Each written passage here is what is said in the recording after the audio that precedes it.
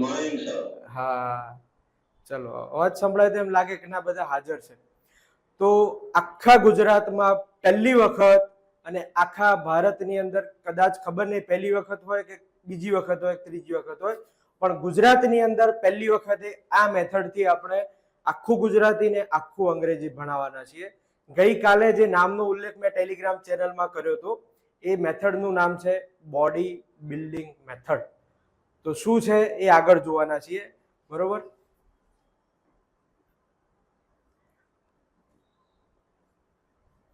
એમ થાય કે ડોલે શોલે બનાવવાના છે, બાયસેપ ટ્રાયસેપ બનાવવાના છે, શોલ્ડર કાઢવાના છે, આમ શું કહેવાય નીકળી જાય એવું.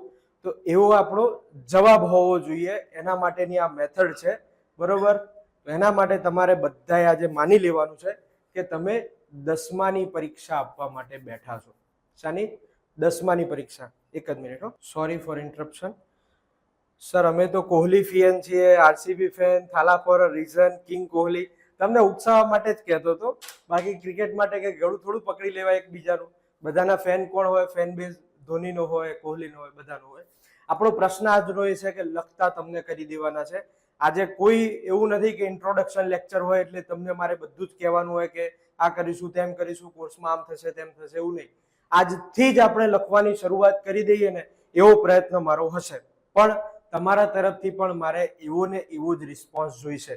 એના માટે આપણે માનવાનું છે તમારે. આજે પેલું ગણિતની અંદર ધારતા હતા ને કે ધારો કે x બરાબર 20, x બરાબર 20 રૂપિયા, કે x બરાબર આટલા ટકા હોય, તો એ જ રીતે તમારે ધારવાનું છે કે આજે 10માની પરીક્ષા છે અને આપણે એક્ઝામ આપવા બેઠા છીએ. પણ 10મા બોર્ડ વાળી એક્ઝામ નહીં, એ બોર્ડમાં ફફલાઈ જવાય છે.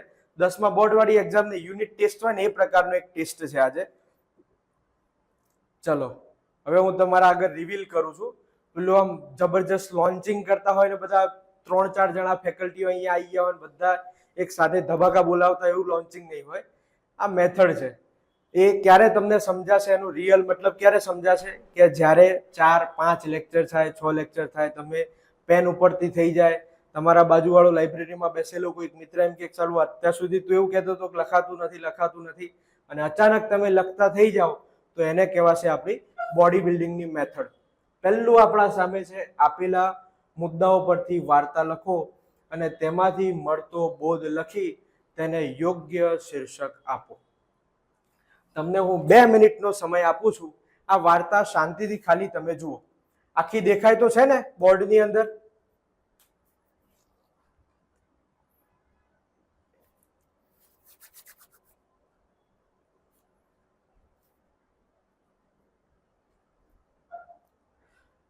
માઇક ચાલુ છે, તમે માઇક થી હા કે નાનો જવાબ આપજો. હું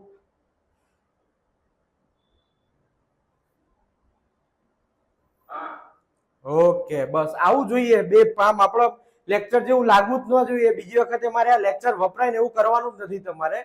કારણ કે કેવું સરસ મજાની પીપીટી બનાવીને આવ્યો હોય, એક બાજુ બોલતો જતો હોય અને તમે સાંભળતા જતા હોય, કોઈ પ્રકારનું ઇન્ટરેક્શન ના હોય, ડિસ્ટર્બન્સ ના હોય, તો શું થાય? ભવિષ્યમાં એ લેક્ચર વાપરવો હોય તો વપરાય, ક્યાંક રેકોર્ડેડ મૂકવો હોય તો મકાય. 1600-1700 વિડીયો એમ કરીને 5-5 હજાર 10-10 હજારના કોર્સ વેચવા હોય તો વેચાય, કોઈની ખોટ તો નથી. પણ આ લેક્ચરની અંદર તમે જેટલું બોલશો એટલું મને તો નુકસાન છે. કેમ કે આ ભવિષ્ય માટે વાપરવા લાયક ઓછા બને. છતાં પણ હું તમને કહું છું કે એના માટે આપણે નવી બેચ લોન્ચ કરીશું રેકોર્ડેડ મૂકવા. પણ આપણે લાઈવ જ એટલા માટે બોલવાનું છે કે તમે બોલતા થઈ જાઓ, લખતા થઈ જાઓ, એટલા માટે. તો હવે વાર્તા એ પ્રકારની હતી કંઈક કે એક લુચ્ચો માણસ દેવું ચૂકવવાની ના પાડે છે. કોર્ટમાં દાવો. લુચ્ચા માણસે વકીલ રોક્યો. વકીલ તેને શું બોલવાનું શીખવાડે છે? બે બોલી દેવાનું. ન્યાયાધીશનું એને ગાંડો ગણીને નિર્દોષ જાહેર કરવું. વકીલે ફીની માંગણી કરવી, તો જવાબમાં બે બોલવું અને બોધ એનો આપણે લખવાનો છે. તો આ શું હતો? 10માનો સામાન્ય એક પ્રશ્ન છે. તો આ આપણું છે સ્ટેપ 1. આની અંદર આવશે આપણા 3 સ્ટેપ. આખા કોર્સની જ વાત કરું છું, 3 સ્ટેપ આવશે. આ પહેલું સ્ટેપ છે કે જે એકદમ બેઝિક છે.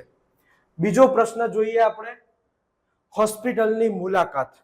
તો એની અંદર છે પ્રસ્તાવના, હોસ્પિટલમાં જવાનું કારણ, હોસ્પિટલનું વર્ણન, ત્યાં રહેલા દર્દીઓની સ્થિતિ, અને બીજો છે ઉપસંહાર. હવે પહેલાની અંદર જુઓ તમને કેટલા બધા શબ્દો આપેલા છે અને બીજો જુઓ એની અંદર કેટલા ઓછા શબ્દો આપેલા છે. તો જેવું તમે સ્ટેપ 1 માંથી સ્ટેપ 2 બાજુ અને સ્ટેપ 2 થી સ્ટેપ 3 બાજુ જશો એમ શું થશે, આપણું અઘરાપણાનું લેવલ ધીમે ધીમે વધતું જશે. હવે સ્ટેપ 3 ની વાત કરીએ તો સ્ટેપ 3 છે કોરોના મહામારી. બરોબર, જવા દો ને યાર, એના ઘણા બધા લોકો ખોયા છે, ઘણી બધું નુકસાન થયું છે. ગઈકાલે જ મારે એક ઓળખીતા સંબંધી સાથે વાત થતી હતી. તમે બંને અલગ અલગ પ્રકારના સ્ટાર્ટઅપ કરવાનું આજથી 2019માં એમાં વિચારેલું કે આપણે એક સરસ મજાનું કેફે ખોલીએ, એકદમ પતંગ હોટલ છે ને એના આકારનું. એવું જોઈ પણ લીધું હતું, પણ સદનસીબે રાખ્યું નહીં, ફાઇનલ ના કર્યું અને 2 મહિનાની અંદર કોરોના આવી ગયો. દર મહિનાનું ભાડું 70,000, 2 વર્ષ સુધી બંધ રહે એટલે ભાડું ગણતરી કરો તો કેટલા મિત્રો છે મેથ રીઝનિંગ થી બીવાવાળા, જવાબ આપવા માંડો. મહિનાનું 70,000 ભાડું હોય તો 2 વર્ષે કેટલા રૂપિયા નુકસાન જાત, પણ એ નુકસાન ગયું નહીં. બરોબર, એવું જ સામેવાળાને પણ થયું. તો કોરોનાની વાત જ જવા દો, કોરોનાની વાત ના કરો. છતાં પણ મારે તમને શીખવવું છે, સરસ મજાનું લખતા એટલા માટે વાત કરીએ. તો કોરોના મહામારી વિશે આપણને કોઈક લખવાનું કે 10 વાક્યો લખવાનું કે તો પહેલું આવે પ્રસ્તાવના. વિશ્વના દેશોની સ્થિતિ, બેજવાબદારી. માણસની કહો કે માનવ જાતની બેજવાબદારી, એટલે ઓછું જવાબદારી ભર્યું વર્તન કરીએ એના માટે શબ્દ સમૂહનો એક શબ્દ છે બેજવાબદારી. પછી આવે શહેરથી ગામડા સુધી એનું સંક્રમણ, બચવાના ઉપાયો, સરકારશ્રીના પ્રયત્નો, કોરોના વોરિયર્સ, આરોગ્ય કર્મચારી, પોલીસ અને સફાઈ કર્મચારી, શિક્ષકોની ભૂમિકા. આ મારું પોતાનું શિક્ષક છું એટલે શિક્ષક એડ કરી દીધું છે એવું નથી. શિક્ષકોની ભૂમિકા, સામાજિક જાગૃતિ, સાવચેતી અને ઉપસંહાર. હવે તમને મેં પહેલા એવું કીધું હોત કે કોરોના વિશે 10 વાક્યો લખો તો કેટલી તકલીફ પડે, અને પછી જેવા તમને શબ્દો આપી દઉં કે તરત જ તમારું મગજ રિલેક્સ થઈ જાય કે ના આટલું તો છે જ આપણા પાસે, આપણે કરવાનું શું રે, એ 2 શબ્દોની વચ્ચે જે ખાલી શબ્દો ગોઠવીને વાક્યો પૂર્ણ વિરામ સુધી લાવવા છે. ઘણા મિત્રો પૂર્ણ વિરામ સુધી પહોંચવાને જ ગુજરાતી કહેતા હોય છે કે આ પૂર્ણ વિરામ આવી ગયું એટલે આપણી ભાષા સરસ મજાની સુધરી ગઈ. ભાષા સુધારવાનું કામ નેક્સ્ટ સ્ટેજમાં આવશે. આપણે સ્ટેજ 1 ની વાત કરી રહ્યા છીએ, એમાં પણ આપણે 3 સ્ટેજની વાત કરીએ છીએ, સ્ટેપ 1, સ્ટેપ 2 અને સ્ટેપ 3. હવે સ્ટેપ 1 વાળી જે વાર્તા હતી એ મારે લખવી હોય તો કઈ રીતે લખાય? તો એક લુચ્ચો માણસ હતો, એ લંડનની અંદર બેઠા બેઠા આરસીબી માટે ટ્વીટ કરતો હતો કે મેં કોહલી અને આરસીબીમાં જે મારું રોકાણ કર્યું હતું એનાથી બેસ્ટ રોકાણ કંઈ હોઈ જ ના શકે, અને એ આજે જીતે, ટ્રોફી સુધી પહોંચે એવી મારી મનોકામના છે. બરોબર, તો આ વાક્ય કોના માટે વાપરી રહ્યા છીએ? એનું તો નામ પણ કહેવાય વિજય માલ્યા. એક લુચ્ચો માણસ વિજય માલ્યા નામે હતો. બરાબર, એ આપણો શબ્દ થયો આગળ. તો પછી જોઈએ એને દેવું ચૂકવવાની ના પાડી દીધી. કેટલાય કરોડો રૂપિયાને શું કર્યું, એને ચૂનો લગાડી દીધો. ભારત દેશની અર્થવ્યવસ્થાને 9,000 કરોડ રૂપિયાનો ચૂનો લગાડી દીધો અને પાછો દેવું ચૂકવવાની ના પાડતો હતો. હવે થાય કેવું, સરકારી બેંકોના ઘણા બધા નાણાં અથવા રૂપિયા એના પાછળ ફસાયેલા હતા. તો બેંકોએ એના સામે કોર્ટમાં દાવો માંડ્યો. દાવો મૂક્યો ના આવે, દાવો માંડ્યો. પછી શું થાય, લુચ્ચા માણસે એક વકીલ રોક્યો, સારા એવા લેવલનો વકીલ રોક્યો કે ભાઈ 9,000 કરોડની ગાપચી મારી જાય આપણે, તું 50 કરોડ 100 કરોડ સુધી લઈ જા, મને વાંધો નથી. ભલે હું મેટ્રો સ્ટેશનમાં પેલી થેલી લઈને, સબ્જીની થેલી લઈને જતો હોઉં, પણ તો પૈસા તો આપીશ. બહુ બધી સ્વિસ બેંકોમાં બધા બહુ પૈસા મૂકેલા છે, તો તને હું પૈસા આપીશ. તો 50 કરોડ વાર્ષિકની ફીના ભાવે એક સરસ વકીલ રોક્યો કે જે વિશ્વના ઘણા નામચીન હસ્તીઓના કેસ સફળતાપૂર્વક લડી ચૂક્યો હતો. જો આ શબ્દોથી આપણે કેવી રીતે જવાબને બાંધીએ છીએ, એક વાક્ય તમારે જોવાનું છે. વકીલ રોક્યો, કેટલા રૂપિયા? વાર્ષિક 50 કરોડની ફીએ એક વકીલ રોક્યો છે. આ તો આરસીબી હતું એટલે આ રીતે ગોઠવ્યું. બાકી આપણે નીરવ મોદી ઉપર, મેહુલ ચોકસી ઉપર, જેના ઉપર લઈ જવું હોય એના ઉપર લઈ જતા હતા. જેમ કે આ જ વસ્તુ મારે મેહુલ ચોકસી ડાયમંડ કિંગ ઉપર લઈ જવી હોય તો કઈ રીતે લઈ જવાય? એક વાર્ષિક ફી રોક્યો કે જે આ રીતના ઘણા બધા ભારતીય ઉદ્યોગપતિઓને આ રીતે એ વકીલ મદદ કરી ચૂક્યો હતો. આપણે છેલ્લે જવાનું છે ને ત્યાં હું વિચારીને વકીલ વિશે પણ એક બે વાક્ય એડ કરી રહ્યો છું. તમે મૂવીમાં જોજો કેવું થાય, આપણને એમ થાય કે આ વ્યક્તિનું અહીંયા ઉલ્લેખ કરવાની શું જરૂર છે, કે આ વ્યક્તિની હોબી કેવી છે. અનિલ કપૂર માની લો કે વેલકમ મૂવીમાં હોય તો એની હોબી કહેવાની શું જરૂર, પણ છેલ્લે ક્યાંક એના છેડા એ હોબી સાથે અડતા હશે. તો એ જ રીતે અહીંયા હું તમને એના છેડા અડાડું છું. તો વકીલે તેને શું કીધું, બે બોલવાનું શીખવાડ્યું કે ભાઈ મારી માનસિક સ્થિતિ સારી નથી, એટલા માટે બે બોલવાનું શીખવાડ્યું. અને એણે જઈને ત્યાં એવો જ પ્રયત્ન કર્યો અથવા ઢોંગ કર્યો. શબ્દ શું વાપરીશું આપણે? એવો ઢોંગ કર્યો કે હું માનસિક સ્થિતિ, આ મારા અસીલની માનસિક સ્થિતિ સારી નથી. તો પછી ન્યાયાધીશને પણ એવું લાગ્યું કે એને ગાંડો ગણીને નિર્દોષ જાહેર કરવું. વિજય માલ્યાને તો નિર્દોષ જાહેર કરે ને તો પબ્લિક પતાઈ દે એવી હાલત છે ભારતની અંદર આવે તો. એટલે નિર્દોષ જાહેર કરવાની તો વાત જ નથી. કોર્ટ પણ આ રીતે નિર્દોષ જાહેર કરે નહીં.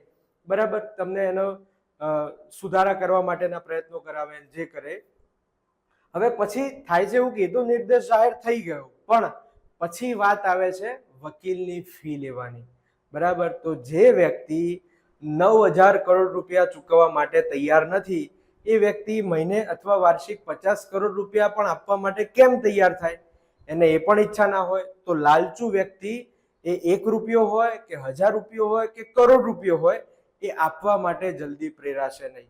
અને જે દિલ ખોલીને વાપરવા વાળો વ્યક્તિ છે, તમને એવું થતું હશે કે જાણે પંડિતજીના નારા પેલા શ્લોક ચાલુ છે, પણ આ સ્પીડ તમે મારા જૂના સેશન જોજો જીપીએસસી ના જે છે આના કરતા 1.5 ગણી સ્પીડ દેખાશે. કેમ?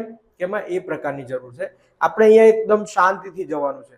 એટલે જે મિત્રોને 0 થી શરૂઆત કરવી હોય એના માટેના આ સેશન બેસ્ટ રહેશે. પણ જેને એવું હોય કે 2-3 મેઇન્સ આપી છે, 4 મેઇન્સ આપી છે, છતાં પણ આપણે સીસીની તૈયારી કરવી છે અને કોર્સ લીધો છે, તો એ જૂના જે લેક્ચર છે એ જોઈને આગળ નીકળી જવું હોય તો નીકળી જઈ શકે. પણ આપણા આ લાઈવ સેશનની અંદર એકમાત્ર પ્રયત્ન એવો હશે કે તમારી પેન ઉપડે, અને ઉપડે એટલે એવી ઉપડે કે તમે છેક પેપરની અંદર જીપીએસસી 5 મેઇન્સ આપી હોય ને એને બીટ કરી જાવ ને એવું પેપર હું તમને લખાવડાવીશ. પણ તમારે એમને બીટ કરવા હોય તો એ લેવલની મહેનત પણ કરવી પડશે. એવું મહેનત કરાવીશ. મહેનત કરવાની જરૂર નથી, ખાલી મારા સાથે ચાલો, હું જે કહું એટલું કરો, ઘણું બધું ઇમ્પ્રુવમેન્ટ આવી જશે. ચલો આપણે પાછા અહીંયા જઈએ. તો જે માણસને 9,000 કરોડ રૂપિયા વાપરવાની ઈચ્છા નથી એ 50 કરોડ રૂપિયા વાપરવામાં પણ એટલો જ ખચકાય. અને એના કારણે એને એ લાલચના કારણે, એ સ્વાર્થ વૃત્તિના કારણે, પૈસા પ્રત્યેના મોહના કારણે એણે વકીલને પણ ફી આપવાની ના પાડી દીધી, અથવા વકીલને ફી આપવામાં લટકાવવા માંડ્યું. અને ધીમે ધીમે એક સમય આવ્યો કે એણે વકીલની ફી આપવાની પણ ના પાડી દીધી. ત્યારે વકીલને અહેસાસ થાય છે કે મેં જે ખરાબ કારણ પાછળ મારો સમય વેડફ્યો એને મને પણ વેડફી નાખ્યો. એ રીતે તમે કહી શકો કે વકીલ અહીંયા બોધ આપણે શું લેવાનું છે કે તમે નિર્ણય લેતી વખતે વિચારો તો ખરા કે કોનો કેસ લડી રહ્યા છો તમે, કે કયા ખરાબ નોબલ કોઝ કહીએ આપણે સારા વસ્તુ માટે, અને બેડ કોઝ કહેવાય. તો એ ખરાબ કોઝ માટે જો તમે લડ્યા હોય તો પછી તમને આ પૈસા કઈ રીતે મળે? તો જવાબને એને પણ બે બોલી નાખ્યું, એટલે કે એને પણ પૈસામાં નવડાવી દીધો. બોધ મેં તમને આગળ જ કહી દીધો. આ સિમ્પલ સરસ મજાની વાર્તા 10મા ધોરણની હતી. હવે બીજી વાત કરીએ આપણે કોરોના વાળી, અને ત્રીજું આપણે લખવાનું છે. साला हम आपका टेस्ट लेने के लिए आए थे और आप हमारा टेस्ट हो जाएगा. हाँ, થોડોક નાનકડો એવો ટેસ્ટ, આપણે ટેસ્ટ જેવું ના કહેવાય, પણ હું તમને પેન તો આજે પકડાઈશ. પહેલું લેક્ચર એટલે એવું નહીં હોય કે મજા કરાઈને ઘેર મોકલવાના ને એવું નહીં હોય. ચલો હવે કોરોના મહામારીની વાત કરીએ. કેટલું ઈઝી થઈ જાય છે.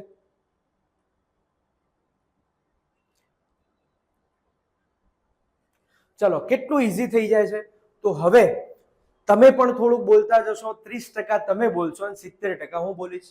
બરાબર, એના વિશે આપણને જે 1-2 વાક્ય ખબર હોય એ તમારે બોલવાના છે. વધારે તમારે પાસે આશા નહીં રાખવું, પણ 1-2 વાક્યો તો તમે બોલી જ શકશો, કેમ કે 2 વર્ષ સુધી આ મહામારીને, આ દાનવને આપણે ઝેલ્યો છે, ઘણું બધું જોયું છે. તો 2-2 વાક્યો તો બોલશો જેવી મને આશા છે.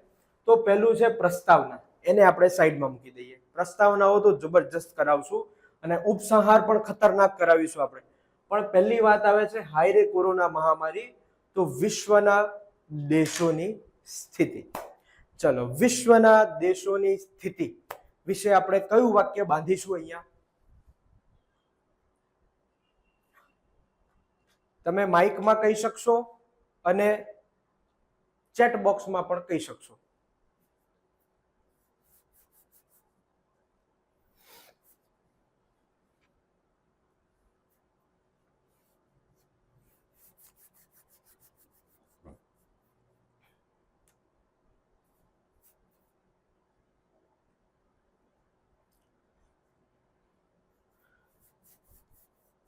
અમુક મિત્રો એવા હોય કે જેમને બદલાવ હોય, મતલબ એમને બદલાવ લાવવો હોય, અને અમુક મિત્રો એવા હોય કે મનમાં બીક તો છે, પેલા લોકોને બીક છે ને આને બીક છે, બીક બંનેના કેસમાં છે, પણ એક વ્યક્તિ એવો છે કે જે બદલાવ માટે તૈયાર છે, એ લચીલતા અથવા બતાવે છે, જ્યારે બીજો વ્યક્તિ છે કે એ પ્રકારનું કંઈ જ વલણ નહીં, હું નહીં બદલાવું એટલે નહીં બદલાવું, અને બીવું તો બીવું જ જોરદાર, શાનાથી?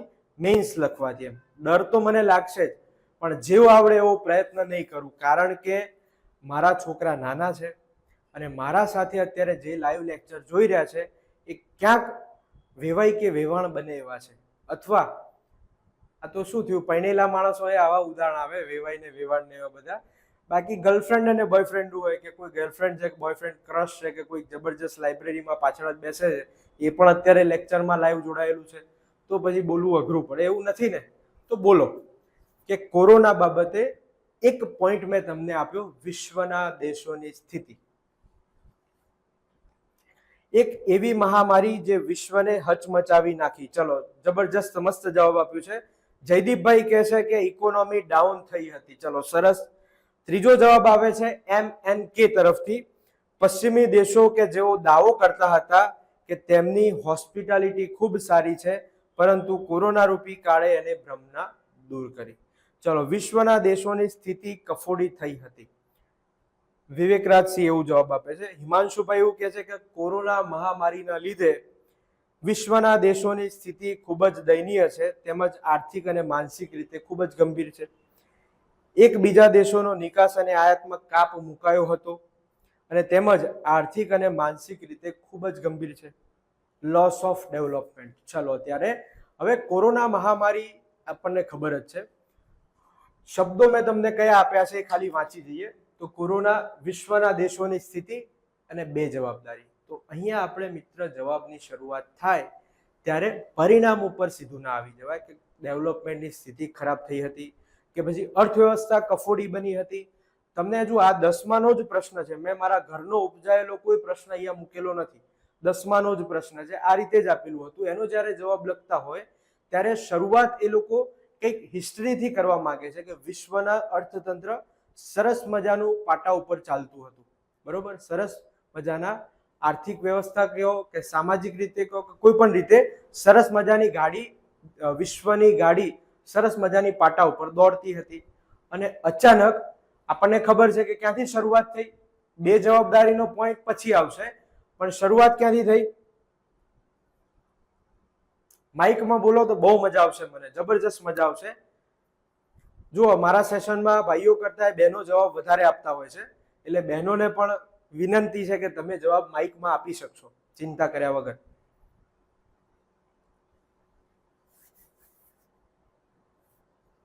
શરૂઆત ક્યાંથી થાય છે?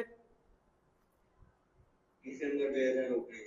હા, તારીખ પણ આ રીતે સરસ મજાની ડિસેમ્બર 2019 એનીથી કહી શકો, કાં તો કયા દેશમાંથી ઉદ્ગમ થાય છે એનો, એમાં કઈ રીતે થાય છે, કોઈ કારણ આપણને ખબર હોય કે ચીનના વુહાન ખબર છે ને, તો ચીનના વુહાન ખાતેથી, એક લેબોરેટરી ખાતેથી એ લોકો શું કરતા હતા, તો એક વાયરસ એવો બનાવતા હતા. હવે શંકાસ્પદ વાત છે કે એ લોકો વાયરસ વિશ્વને હેરાન કરવા માટે બનાવતા હતા, વિશ્વના દેશોની સ્થિતિ ખરાબ કરવા માટે બનાવતા હતા, કે એક સામાન્ય પ્રયોગ હતો ને એ પ્રયોગ વિફળ બન્યો અને આખો કોરોના ધીમે ધીમે વુહાન સ્ટેટની અંદર, ધીમે ધીમે ચાઇનાની અંદર અને ચીનથી બીજા દેશોમાં આવેલા પ્રવાસીઓ થકી એ વિશ્વમાં ફેલાવા લાગ્યો.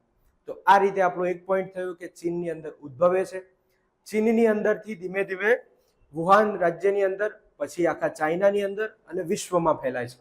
પછી આપણો બીજો શબ્દ આવે છે બેજવાબદારી. તો દરેક દેશોને એ જાણતા કે અજાણતા આના પ્રત્યે બેજવાબદારી બતાવે છે. દેશ કરતા પણ સૌથી મોટી એક સંસ્થા છે. એ સંસ્થાનું નામ કોણ કહેશે? સંસ્થાનું નામ કોણ કહેશે કે જે વિશ્વમાં આવી કોઈ પણ આરોગ્યની સમસ્યા હોય એને પકડવા માટેનું કામ કરે છે? WHO. તો WHO પણ આને વૈશ્વિક મહામારી જાહેર કરતા બચે છે અથવા એના માટે ખોટો સમય બગાડે છે. એના કારણે વિશ્વમાં ચાઇનાથી આવેલા પ્રવાસીઓ ખૂણે ખૂણે પ્રસરી જાય છે અને એમના સાથે ને સાથે જ કોરોના પણ ફેલાઈ જાય છે. ત્યારે તમે નામ આપી શકો કે એ દરમિયાન જ WHO દ્વારા આને COVID-19 જેવું અથવા એ રીતે કોરોના વાયરસ, નોવલ વાયરસ એનું નામ આપવામાં આવે છે. જો આજે તમને WHO કીધું ને તો આ લેવલનું કન્ટેન્ટ તમારે ભાષા લખવા માટે જોઈશે. આજના સેશનમાં આપણે GS ની કોઈ જ વાત નહીં કરીએ. GS માટે હું તમને એકાદ 2 4 5 સેશન આપણે ગોઠવીશું ખરા હમણાં, કે જેથી તમે GS ની પણ તૈયારી શરૂ કરી શકો, પણ એની આજે કોઈ ચર્ચા નહીં હોય. આજે ભાષા પૂરતા જે GS ની જરૂર છે ને એ તમને હું કઈ રીતે કરાવવાનો છું એ પણ તમને કહેતો જઈશ. તો વાત આવે છે હવે બેજવાબદારીની. તો વિશ્વના દેશો હોય કે WHO જેવી સંસ્થા હોય, એ દરેક આ વાયરસને ઓળખવામાં અથવા એના સામે લડવામાં બેજવાબદારી ભર્યું વર્તન બતાવે છે. પછી વાત આવે શહેરોથી ગામડા સુધી સંક્રમણ. ચલો આને મને વાક્યમાં બાંધીને બતાવો. આને મને વાક્યમાં બાંધીને બતાવો.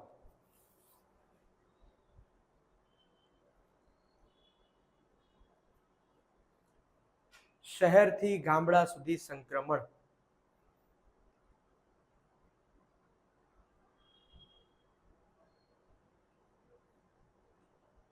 હું થોડીક રાહ જોતો જોતો જ આગળ ચાલીશ, કેમ કે મને ખબર છે કે તમે ટાઈપ કરશો તોય વાર લાગશે, થોડુંક વિચારશો તોય વાર લાગશે. એટલે હું એના માટે પૂરેપૂરું શાંતિથી તમારી રાહ જોઈશ, પણ તમે જવાબ આપો ત્યારે જ આગળ વધવાનું છે.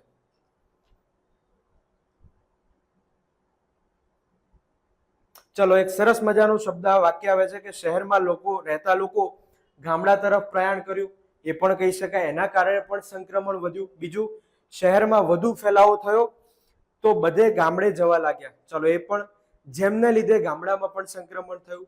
શહેર હોય કે ગામડું હોય, જ્યાં જુઓ ત્યાં કોરોનાનો કહેર વર્તાતો હતો. કોણે જવાબ આપ્યો છે? વિરલભાઈએ. તો એમના જવાબની અંદર હું થોડોક સુધારો કરું. જુઓ, આ વસ્તુ આપણે કરતા થઈ જશું ક્યારે? 2 મહિના પછી તમે એટલા સક્ષમ બની જશો કે અત્યારે હું જે વાક્ય સુધારી રહ્યો છું ને તમે એ દિવસે જ સુધારશો. એવું તો નહીં બને કે આજે તમારી CCE ની પેપર લેવાનું છે. ધીમે ધીમે આપણે એક એક વસ્તુ પર કામ કરતા જશું. વાક્ય આપણે શું વાપર્યું કે શહેર હોય કે ગામડું હોય, જ્યાં જોવો ત્યાં કોરોના. તો જુઓ, લાઈવ આપણે ઢોકળા અને ખમણ ખાતા હોઈએ ને, આપણા સામે જ પેલા વણી વણીને આપતા હોય, એવી જ રીતે હું વણી વણીને આપું તમને કે શહેર હોય કે ગામડું હોય, ગીચ વસ્તી હોય કે ઓછી વસ્તી હોય, જ્યાં જુઓ ત્યાં કોરોનાનો કહેર વર્તાતો હતો. તો કોરોના પાછળ કયો શબ્દ વાપર્યો આપણે? કહેર વર્તાતો હતો, અથવા કોરોનાએ લોકોને કાળમુખમાં લીધા હતા. તો જુઓ, કોરોના અને કાળમુખ, કોરોના અને કહેર, તો શું થયું? પ્રાસ બેસ્યો છે. તો હું તમને આગળ પ્રાસ બેસવાની વાત કરીશ, જ્યારે આપણે હું થોડુંક આગળ બતાવું ત્યારે પ્રાસની વાત કરવાના છીએ. પછી જોઈએ કેટલા બધા જવાબ આપવાનું શરૂ કરી દીધું છે મિત્રો. મને ગમ્યું આ વસ્તુ. માઇકમાં બોલો તો હજી વધારે ગમશે, પણ ઘણા મિત્રો લાઇબ્રેરીમાં બેઠા હશે એટલે નહીં પોસિબલ હોય.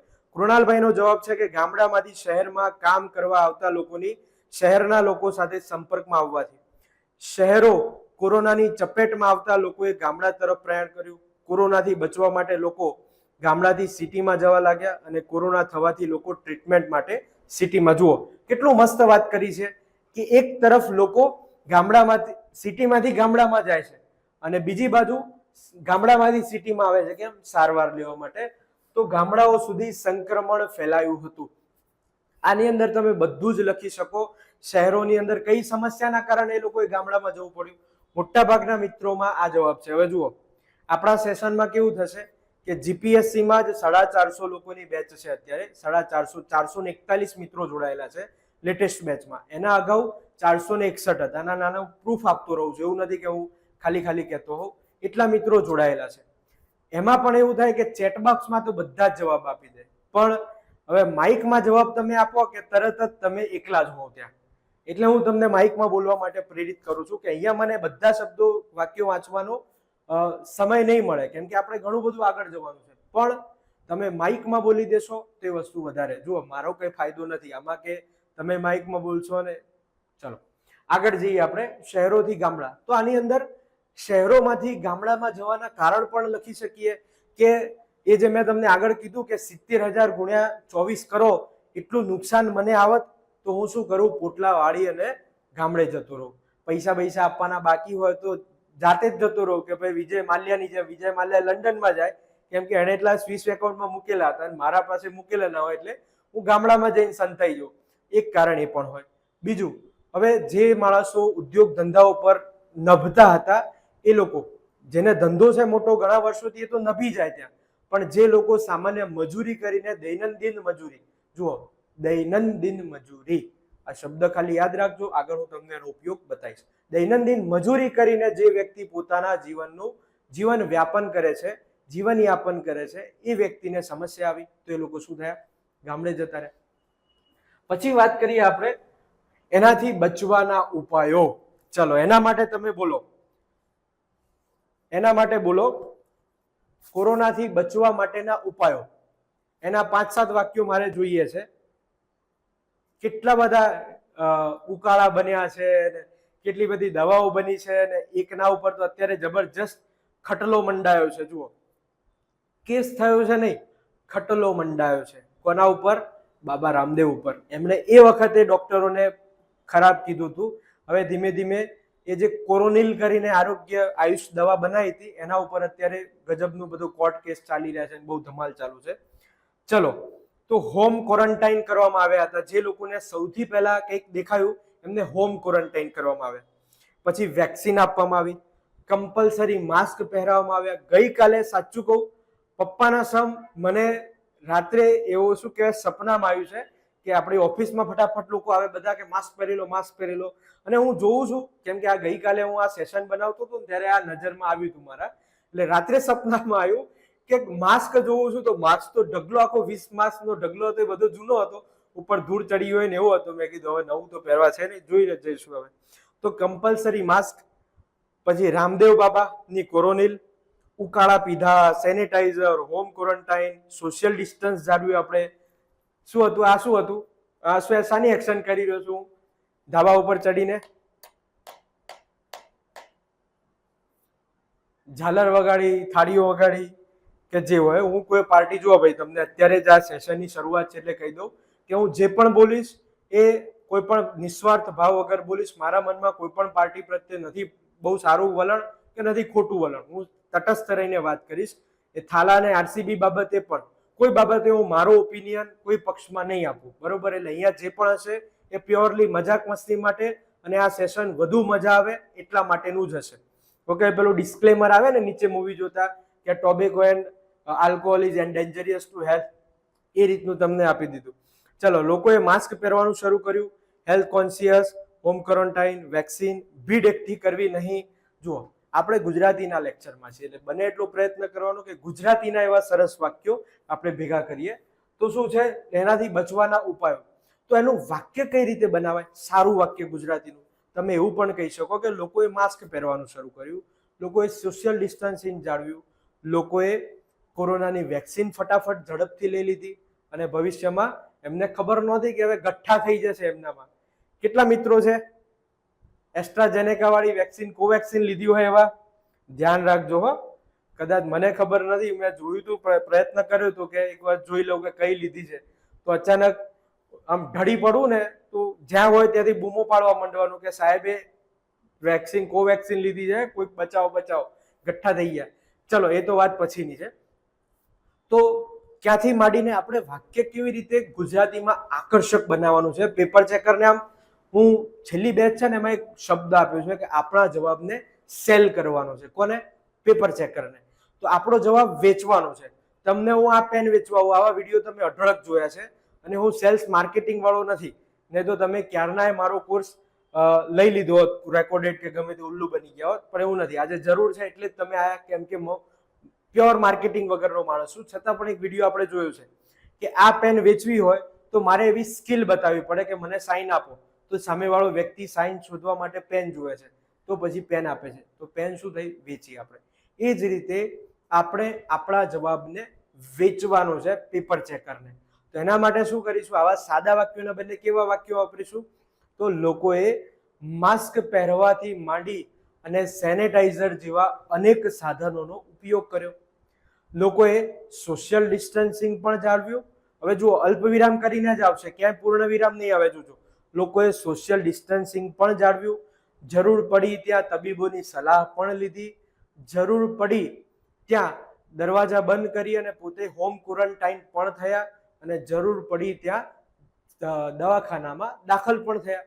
જુઓ, દવાખાનામાં દાખલ થયા, દનો પ્રાસ. જો આના બદલે હું એવું લખી શકતો હતો કે દવાખાનામાં હોસ્પિટલાઇઝ થયા અથવા હોસ્પિટલમાં ગયા. એના બદલે મેં શું કર્યું? મનમાં જ્યારે હું બોલતો હોઉં ત્યારે જ આ વસ્તુ સેટ કરતો જાઉં કે દવાખાનામાં દાખલ થયા. બરાબર. હું મારા આજે ખરું ને આ સ્કિલ પ્રાસ બેસાડવાની એને ભવિષ્યમાં બતાવીશ. તમને એવું થાય કે આ તૈયાર કરીને આવ્યા છે ને એટલે 2-4 શબ્દો સેટ કરી દીધા, પણ તમારામાંથી મોટા ભાગના મિત્રો કોઈકના રેફરન્સથી આવ્યા છે કે પેલાનું સારું છે એટલે લઈ લેજો. એ કોઈક કારણ હશે. ચલો પછી જોઈએ કોરોના વોરિયર્સની સરકારશ્રીના પ્રયત્નો. તો સરકારશ્રીના પ્રયત્નોમાં વેક્સિન કેટલા બધા.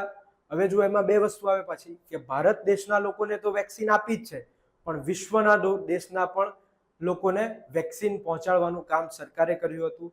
હોમ ક્વોરન્ટાઇનનો એ સવાલ હોય કે પછી લોકોને શું કરવાનું, જનતા કર્ફ્યુ લગાવવા માટે લોકોને પ્રેરણા આપવી, એ વસ્તુ બધી જ વસ્તુઓ સરકારે કડક હાથે પણ કામ લીધું. જે લોકોને ટોળે વળતા જોયા તો ડ્રોન મારફતે, ખબર છે ને અમદાવાદમાં તો ડ્રોન ફરતું હતું આ રીતે ઉપર, અને ધાબા ઉપર જે મજાક મસ્તી કરતા હોય, આખી સોસાયટી વાળા ઉપર જઈને મજાક મસ્તી કરતા, નીચે એવું થાય કરું કોઈ દેખાતું કેમ નથી? બાકી સોસાયટીના ચોરે તો પોલીસની બીક હોય તોય પબ્લિક દેખાય. પેલો માવા ફાકી વાળા, ત્યાં કોઈ દેખાયું નહીં. પછી ખબર પડી કે આ તો ઉપર કંઈક ખેલ રચાય છે, તો એ લોકો ઉપર જોયું. તો એ પ્રકારના ટેકનોલોજીનો ઉપયોગ હોય કે કોઈ પણ ઉપયોગ હોય, લોકોની ભાવનાઓને ઉકસાવવાનો કોઈ પ્રયત્ન હોય કે તમે ભાઈ આ રીતના આમ કરશો તો આમ થશે, આમ થશે, એ રીતના દરેક પ્રયત્નો સરકારશ્રી દ્વારા કરવામાં આવ્યા. હવે કોરોના વોરિયર્સ માટે ભજીયા પાર્ટી પકડી. હા, એક સરસ મજાનો શબ્દ લખ્યો કે ભજીયા પાર્ટીઓ પકડી. મૈત્રી મિશન, મોટા પાયે કોવિડ ટેસ્ટિંગ સરકારો દ્વારા શરૂ કરવામાં આવ્યું હતું. મોટા પાયે એમ. મારા કાકા આરોગ્ય વિભાગમાં છે તો હું દરરોજ એમના પાસે કંઈક ને કંઈક વાતચીત કરતો હોઉં. ભાઈ સર, એવું કીધું છે કે ગામમાં હોય કે ના હોય કોરોના, સંપૂર્ણપણે જતો રહ્યો હોય ને તો એ ટેસ્ટ ચાલુ ને ચાલુ જ રાખો. સરકારના એના પાછળ સંસાધનો વપરાતા હોય. જુઓ, સરકારના સંસાધનો વપરાવા, એના બદલે હું એવું પણ લખી શકતો હતો કે સરકારના પૈસા વપરાય, પણ સંસાધનો કેમ શબ્દ વાપર્યો? સરકારના સ સાથે સંસાધનો સનો પ્રાસ બેસે છે. જુઓ, હું સમૂહ લગ્ન તો પંડિત નથી, પણ પ્રાસના લગ્ન તો હું એટલા બધા કરાવીશ અને તમારા પાસેથી લખતા પણ કરાવી દઈશ. ચલો, પીપીઈ કીટ, વેક્સિન ડિપ્લોમેસી, દાનવ કોરોનાએ દરેકને દવાખાનાના દાદર ચડવા મજબૂર કરી દીધા. કેટલું જબરજસ્ત લખ્યું હતું. તો જુઓ, કોરોના વોરિયર્સની વાત આવે તો કોરોના વોરિયર્સમાં બધા આવે. આરોગ્ય કર્મચારી હોય કે પોલીસ કર્મચારી હોય, સફાઈ કર્મચારી હોય, દરેક લોકોએ પોતાની વાક્ય પૂરું કરો. કોરોના વોરિયર્સ પોલીસે લોકોના મોર બોલાવ્યા. બહુ મોર બોલાવ્યા. સરસ સરસ. ચલો, આ જ રીતે કહેવતો ને રૂઢિપ્રયોગોનો ઉપયોગ આપણે ક્યાં કરવાનો છે? જીએસ ના જવાબમાં. જીએસ મતલબ ભાષાની અંદર જે જીએસ લખીએ ને એમાંય આ વસ્તુ વાપરતા થઈ જઈએ. અર્થવ્યવસ્થા વિશે, ભારતીય અર્થવ્યવસ્થા વિશે એવું આપણે કરતા થઈ જશું. વેક્સિન મુકાવનારને ગ્રોસરી પણ આપવામાં આવી જેથી બધા લોકો વેક્સિનેટેડ થાય. ચલો કલ્પનાબેન, બરાબર છે તમારો જવાબ. પણ કોરોના વોરિયર્સ બાબતે એક સરસ મજાનું વાક્ય જોઈએ છે મારે. જે મિત્રો નથી બોલતા, જવાબ નથી આપતા, ટાઈપ નથી કરતા, ખાલી જોવા માટે આવ્યા છે કે કેવું સેશન છે, ખાલી જોઈએ તો ખરા, એ માનીને ચાલો કે સુધરશે નહીં. જે મિત્રોએ જવાબ આપવાનું શરૂ કરી દીધું છે ને એ લોકોને લખવાની પણ શરૂઆત થઈ જશે ટૂંક સમયમાં. દરેક અધિકારીએ પોતાના જીવના જોખમે પણ લોકોની મદદ કરી. એવો પણ વિડીયો આવ્યા છે કે ડોક્ટરો 24 કલાક સુધી પીપીઈ કીટ કાઢતા નતા અંદર પરસેવે રેબ જે હોય જાણે નાહી લીધું હોય ને એ પ્રકારના એ લોકોના વેશ હતા, છતાં પણ એ લોકોએ ખડે પગે રહીને આપણી સેવા કરી છે, બરોબર. તો કોરોના વાયરસમાં સૌથી પહેલું આરોગ્ય કર્મચારીઓ આવે, ખાલી ડોક્ટરો નહીં, નર્સ બાબતે સૌથી વધારે આ વસ્તુ લાગુ પડે છે. કારણ શું છે, ઘરે જઈને નર્સની અંદર સંખ્યા સૌથી વધારે કોની હોય, મહિલાઓની હોય છે મોટા ભાગે 70 થી 80%. તો એમણે ઘરે જઈ અને કેટલા બધા સંપર્કમાં આવવાનું, પુરુષો તો કે ભાઈઓ એવું હોય કે બહાર રહેતા હોય, એકલા રહેતા હોય, ઘણી જગ્યાએ એવું બને, પણ બહેનો એમનું નાનો દીકરા કે દીકરીઓ હોય, બાળકો હોય, એમના પાસે રહેવાનું, બરાબર. ઘણી જગ્યાએ એવું જોતું હોય કે ફીડિંગ કરાવતા હોય તો પણ એ રીતે નિભાવી છે, ફરજ નિભાવી છે. તો આ ફરજને શું કહેવામાં આવે, આપણે જે રીતે આઝાદીના લડવૈયાઓ હતા એ રીતે કોરોનાના લડવૈયાઓ અથવા વોરિયર્સ આપણે એમને કહ્યા, અથવા એ શબ્દ સાથે એમને સન્માન આપ્યું. તો જો આ કેવી રીતે વાક્ય પૂરું થયું, મેં કઈ રીતે સેટ કર્યું, એને બીજા કોઈ કોન્ટેક્સ્ટ સાથે મેં એને સેટ કર્યું. તો કયું કોન્ટેક્સ્ટ હતું, આઝાદ ભારતના લડવૈયાઓ સાથે કોરોનાના લડવૈયાઓ. આ હું તમને ઘણું બધું સેટ કરાવીશ, ઘણું બધું આગળના આપણે એક એક સેશનો જતા જાય એમ ઘણું બધું સેટ કરાવીશ અને તમે આ સ્કિલ પણ શીખી જશો, બરાબર. આરોગ્ય કર્મચારી. હવે આપણે વાત આવે સામાજિક જાગૃતિની. તો એના માટે સામાજિક જાગૃતિની જરૂર હવે ભવિષ્ય માટે વાત કરે છે. જે રીતે વિશ્વના દેશોની સ્થિતિની પહેલા વાત કરી, હવે કોની વાત છે, સામાજિક જાગૃતિની વાત આવે, પછી સાવચેતીની વાત આવે. તો સાવચેતીમાં પણ એ રીતે જ આપણે ધ્યાન રાખવું જોઈએ કે ભવિષ્યમાં બીજી કોઈ મહામારી આપણા વિશ્વને આટલું બધું ના શું કહેવાય રંજાડી દે, વિશ્વને આટલું બધું રંજાડી ના દે, હેરાન ના કરી નાખે, જાનમાલને આટલું બધું નુકસાન ના કરી નાખે. એના માટે આપણે હવે સાવચેત રહેવું જોઈએ. માત્ર દેશના સ્તરે નહીં, રાજ્યના સ્તરે નહીં, જિલ્લા સ્તર સુધી આપણે એના માટે સજ્જ રહેવું પડશે. દરેક જિલ્લાઓમાં પીપીઈ કીટ હોય કે ઓક્સિજન સિલિન્ડર હોય કે ઓક્સિજન સિલિન્ડર માટેના પ્લાન્ટ હોય, દરેક રીતે આપણે સજ્જ રહેવું પડશે. દરેક હોસ્પિટલોમાં જેટલા બેડની જરૂર હોય એટલા બેડની સારવાર ત્યાં મળતી હોય, દરેકે દરેક આરોગ્યના સાધનો ત્યાં ઉપલબ્ધ હોય. એના માટે આપણે અગાઉથી સજ્જ રહેવું પડશે, તૈયાર રહેવું પડશે. અવારનવાર મોક ડ્રીલ કરતા રહેવું પડશે. મોક ડ્રીલ એટલે શું, અચાનક કોઈક દિવસે ડ્રીલ કરી નાખી કે ભાઈ ચલો હવે કોરોના આજે જ માની લો કે આવી ગયો તો શું કરીએ. વચ્ચે હમણાં તમને થોડાક દિવસ પહેલાનો જ કિસ્સો કહું. હું જ્યાં રહું છું સોલા ભાગવત, તો ત્યાં જ સોલા સિવિલ છે. તો ત્યાં એક એક્સિડન્ટ થયું, એ બાળકને ત્યાં લઈ જવામાં આવ્યું. આરોપ એવો છે અને સોલા ઉપર કેસ કરવામાં આવ્યો છે સિવિલ ઉપર કે ત્યાં પૂરતા સાધનો નહોતા આરોગ્યના, એના કારણે એ બાળકને ત્યાંથી અસારવા સિવિલ સુધી લઈ જતા બાળકનું ત્યાં મૃત્યુ થયું. તો ત્યાં કદાચ એને પૂરતી સારવાર મળી હોત તો એ ત્યાં જવું ના પડત. જો આપણે કેસ તો આખો જાણતા નથી, પણ આપણે વાત કરવી હોય તો આ રીતની કરી શકીએ કે આરોગ્યના સાધનો. જો આવું બધું નેગેટિવ અંદર લખવાની જરૂર નથી, કેમ કે પૂરતું લખવા માટે જ એટલું બધું છે. હવે જે મિત્રો શરૂઆતમાં કહેતા હતા કે વિશ્વના અર્થવ્યવસ્થાની પથારી ફરી ગઈ, કે ભારતીય અર્થવ્યવસ્થા ખાડે ગઈ, કે લોકોના ધંધા ઉદ્યોગ બધું પડી ભાંગ્યું, બરોબર. લોકોની આવક ઓછી થતા જીવવા માટે શું કહેવાય નવા નવા નુસ્ખાઓ અપનાવવા માંડ્યા પડ્યા. તો આ બધી વસ્તુઓ આપણે લખીશું અને જવાબ આપણો પૂરો કરીશું. હવે મને દિલથી કહેજો કેટલા મિત્રો આની અંદર એવા છે કે જેમણે કોઈ દિવસ હું તમને કોરોના વિશે લખવા આપું નિબંધ, તો કેટલા મિત્રો એવા છે કે પેન જ ના ઉપાડો, હાથ ખાલી અંદર થંબનો ઓપ્શન આપશે એ આપજો મને. કેટલા મિત્રો છે કે હાથ જ ના ઉપાડો કે આજે તો હું નહીં જ લખું, આવું તો મને આવડે જ નહીં.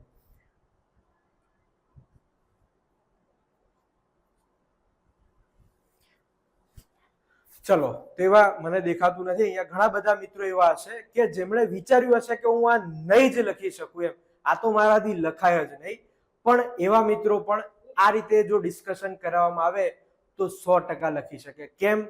કારણ કે આપણે જ્યારે નાના હતા ત્યારે આપણે સાયકલથી શરૂઆત કરી છે મોટા ભાગના લોકોએ, અને મોટા ભાગના લોકોએ પપ્પાએ કે મમ્મી આપણને શું કર્યું હતું, પાછળ સાયકલનું જે કેરિયર હોય પાછળ, હવે તો કેરિયર નથી આવતા. જુઓ આયરની કેવી છે આપણા સમાજની કે હવે પાછળ ભાઈને બેસાડવા કે નાના બેનને બેસાડવા કે ભૈલુડાઓને બેસાડવા હવે પાછળ કેરિયર આવતા નથી, સિંગલ. સમાજ જ તમને ન્યુક્લિયર ફેમિલી બનાવવાનું શીખવાડે છે, આજુબાજુની વસ્તુઓ જ તમને ન્યુક્લિયર ફેમિલી બનાવવાનું શીખવાડે. એટલે સુધી ટેકનોલોજી આવવા માંડી છે કે પેલી ખીચડી બનતી હોય ને તો પેલું જે કુકરનું એ હોય ને વાલ, એ જાતે નીચો થઈ જાય, એને એ વસ્તુ એ કરવા ના જવું પડે. એક પણ વસ્તુ ગેસ બંધ કરવા જવું ના પડે, દરેક વસ્તુ. બાળકને રમાડવા માટે ક્રેચની સુવિધાઓ ઉપલબ્ધ છે. તમે રોજ મારે તો એડ જોવામાં આવે છે કે બે કલાક સુધી બાળકને મૂકી જવું હોય તો મૂકી જાઓ, તમારા ચિંતા કર્યા વગર નોકરી ધંધા કરવા હોય તો કરો, બરોબર. તો એ પ્રકારના ક્રેચ પણ જોવા મળે. તો આવી ચર્ચાઓ હું તમારા સાથે કેમ કરું છું? કારણ કે આ જે બે લાઈનો વચ્ચેની જે વાત કરું છું ને એ તમને લખવા માટે ઘણી કામ લાગશે. થાય એવું કે જ્યારે હું લેક્ચર લેતો હોઉં તો હું તમને ભાષાની રીતે ખાલી સજ્જ કરીને નીકળી જાઉં કે ખાલી ફોર્મેટ ભણાવીને નીકળી જાઉં, ચર્ચાપત્ર કઈ રીતે લખાય, પત્ર લેખન કઈ રીતે લખાય, તો એ તો વાત થઈ ખાલી ગુજરાતીની. પણ આપણે ગુજરાતી એવું પૂછાવાનું નથી. સાદામાં સાદો માની લો કે પ્રશ્ન પૂછાય, મને ખબર છે કે જીપીએસસી નું લેવલ નહીં હોય, પણ સાદામાં સાદો પ્રશ્ન લખવા પણ તમારે એ લેવલનું જીએસ નું કે થોડું કન્ટેન્ટ તો જોઈશે. જેમ કે તમે તમારા દીકરા કે દીકરીને પત્ર લખવાનું લખ્યું છે કે એને મોબાઈલ ફોનની અંદર થતા આર્થિક ફ્રોડ અથવા સાયબર ફ્રોડથી ચેતવતો પત્ર. આ તો સિમ્પલ પ્રશ્ન થયો, કેમ કે દરરોજ આપણે આજુબાજુમાં જોતા હોઈએ છીએ. કેટલા મિત્રો છે કે જેમના આજુબાજુ કોઈક ના કોઈક આવા ઉલ્લુ બન્યા છે, સાયબર ફ્રોડમાં ઉલ્લુ બન્યા હોય. કેટલા લાખ લાખ, દોઢ લાખ, બે લાખ ગેમની અંદર લેવલ પાર કરાવવાના નામે કે પૈસા ડબલ કરવાના નામે કે પછી શું કહેવાય તમને આર્થિક ઉપાર્જન કરાવવાના નામે કે ખાલી તમે લાઈક અને શેર કરો તમને અમે પૈસા આપતા રહેશું. પહેલા 5,000 નાખ્યા 10,000 આવી ગયા, 10 નાખ્યા 20 આવી ગયા, પછી જેવા 20 નાખો એટલે ફૂલેકું ફરી જાય. ઓટીપી ફ્રોડ હોય કે કોઈ પણ પ્રકારે ઓટીપી માંગવામાં આવે કે રિક્ષાવાળો કોઈક છે એના ઘરે એવી કમ્પ્લેન્ટ આવે છે અથવા એને જે ટ્રાફિકના નિયમોનું ઉલ્લંઘન કર્યું એનું ફરફલિયું ઘરે આવ્યું અને એને એવું કહેવામાં આવ્યું છે ફરફલિયામાં કે આ QR કોડ સ્કેન કરીને એપ્લિકેશન ડાઉનલોડ કરો અને તમારું પેમેન્ટ જે આ તમને દંડ થયો છે, દંડ તમે નહીં ભરો તો તમારા ઉપર હવે નેક્સ્ટ ટાઈમ આટલો દંડ ઠોકીશું. તો એનાથી ડરી અને રિક્ષાવાળો આ વસ્તુ ભરી દેશે અને આ ઘટના હકીકત છે મુંબઈની. તો આ વસ્તુ તમને લખવા માટે કામ લાગશે. એના માટે હું એટલું સાદું જીએસ તમારા આગળ નહીં, હું તમારા આગળ ફિશિંગ વિશિંગ ને એ બધા પ્રકારના શબ્દો, બોટનેટ ને એવા બધા શબ્દો નહીં વાપરું, બરાબર. પણ એક લેવલનું તમને હું ઉદાહરણો, સારા સારા શબ્દો આપીશ કે જેથી ભાષાનો પ્રશ્ન હોય કે જીએસ નું 150 માર્ક્સનું પેપર હોય, ક્યાંક ને ક્યાંક તમને લખવા માટે કામ લાગશે જ, બરોબર. એટલે આપણે આ રીતે થોડીક વચ્ચે પણ સામાન્ય 2 મિનિટ 4 મિનિટ આપણે ચર્ચા કરતા જઈશું. આ પ્રશ્ન હવે પૂરો થાય છે અને કેવું મેં તો વિચાર્યું હતું કે આ હું તમને લખાવડાવીશ, પણ હવે તમને હું ટાસ્કમાં આપી દઉં છું. કેમ? કારણ કે 1 કલાક ઓલરેડી વીતી ગયો છે. હું એવું વિચારીને જ નથી આવ્યો કે 1.5 કલાકમાં તમને સંપૂર્ણ કરાવી દઉં, કેમ કે તમે ઓલરેડી પરચેસ કરી લીધી છે, ઉલ્લુ બની ગયા છો તમે આ કોર્સની અંદર. એટલે હવે તમને ઉલ્લુ બનાવવાનો કોઈ અવકાશ નથી. હવે તો મારો શું ટાર્ગેટ હોય કે ધીમે ધીમે કરતા અઠવાડિયામાં 3-4 લેક્ચર કરતા આપણે 2-2.5 મહિનામાં, કેમ કે ઓક્ટોબર નવેમ્બરમાં એવી વકી છે, જુઓ એવી સંભાવના છે, એવું નથી બોલ્યો, વકી છે કે શું છે, સંભાવના છે કે ઓક્ટોબર નવેમ્બરમાં તમારી મેઇન્સ લેવાય. મને પણ ખબર નથી ક્યારે લેવાય, પણ એવી વાત ચાલે છે કે ત્યારે લેવાય. અને જે મિત્રોનો સોર્સ છે એના મોટાભાગના આ લેવલના એક્ઝામના સોર્સ સાચા પડ્યા છે. સર હમણાં એક ભાઈ 47 લાખમાં શેર માર્કેટમાં ફ્રોડ વાળો મળ્યો હતો. એટલે આવા ઘણા બધા છે. ચલો તો હું હોસ્પિટલની મુલાકાત, હવે તમને હું આ વસ્તુ માટે 4 જ શબ્દો આપું એના બદલે 8 શબ્દો આપું. એની અંદર માની લો કે હોસ્પિટલ જવાનું કારણ, પછી હોસ્પિટલનું વર્ણન એવું કહીને ડેશ કરીને બીજા 4 શબ્દો આપું કે અલગ અલગ વિભાગો. તો તરત જ તમારા મગજમાં લાઈટ થઈ જાય કે હા પેડિયાટ્રિશિયન હોય બાળકોના, પછી ચામડીની સારવાર માટેના હોય, કાં તો હૃદય રોગની સારવાર, પછી કિડનીની સારવાર માટે અલગ હોય. એ રીતે અલગ આંખ કાન ગળું, નાક કાન ગળું સોરી, ઇયર નોઝ અને થ્રોટ, EOT કે ENT સર્જન હોય છે ને, તો ENT ડિપાર્ટમેન્ટ હોય, કાં તો પછી એક્સરે નો ડિપાર્ટમેન્ટ અલગ હોય, પેથોલોજીનો અથવા સોનોગ્રાફીનો ડિપાર્ટમેન્ટ અલગ હોય. હું તમને ખાલી અહીંયા એક શબ્દ જ આપું કે આ રીતે વિવિધ વિભાગો, તો તરત જ તમારા મગજમાં એ લાઈટ થશે. પણ એના માટે મારે તમને એટલી એક્સ્ટ્રા એફર્ટ કરીને આપવી પડે. એટલે આ કોઈ જગ્યાએથી ઉપાડેલું મોડેલ નથી. આ મને યાદ હતું, પણ જીપીએસસીમાં આ વસ્તુ લાગુ પાડવાની જરૂર નથી. એટલે આપણે સીસી માટે આ વસ્તુને લાગુ પાડીશું.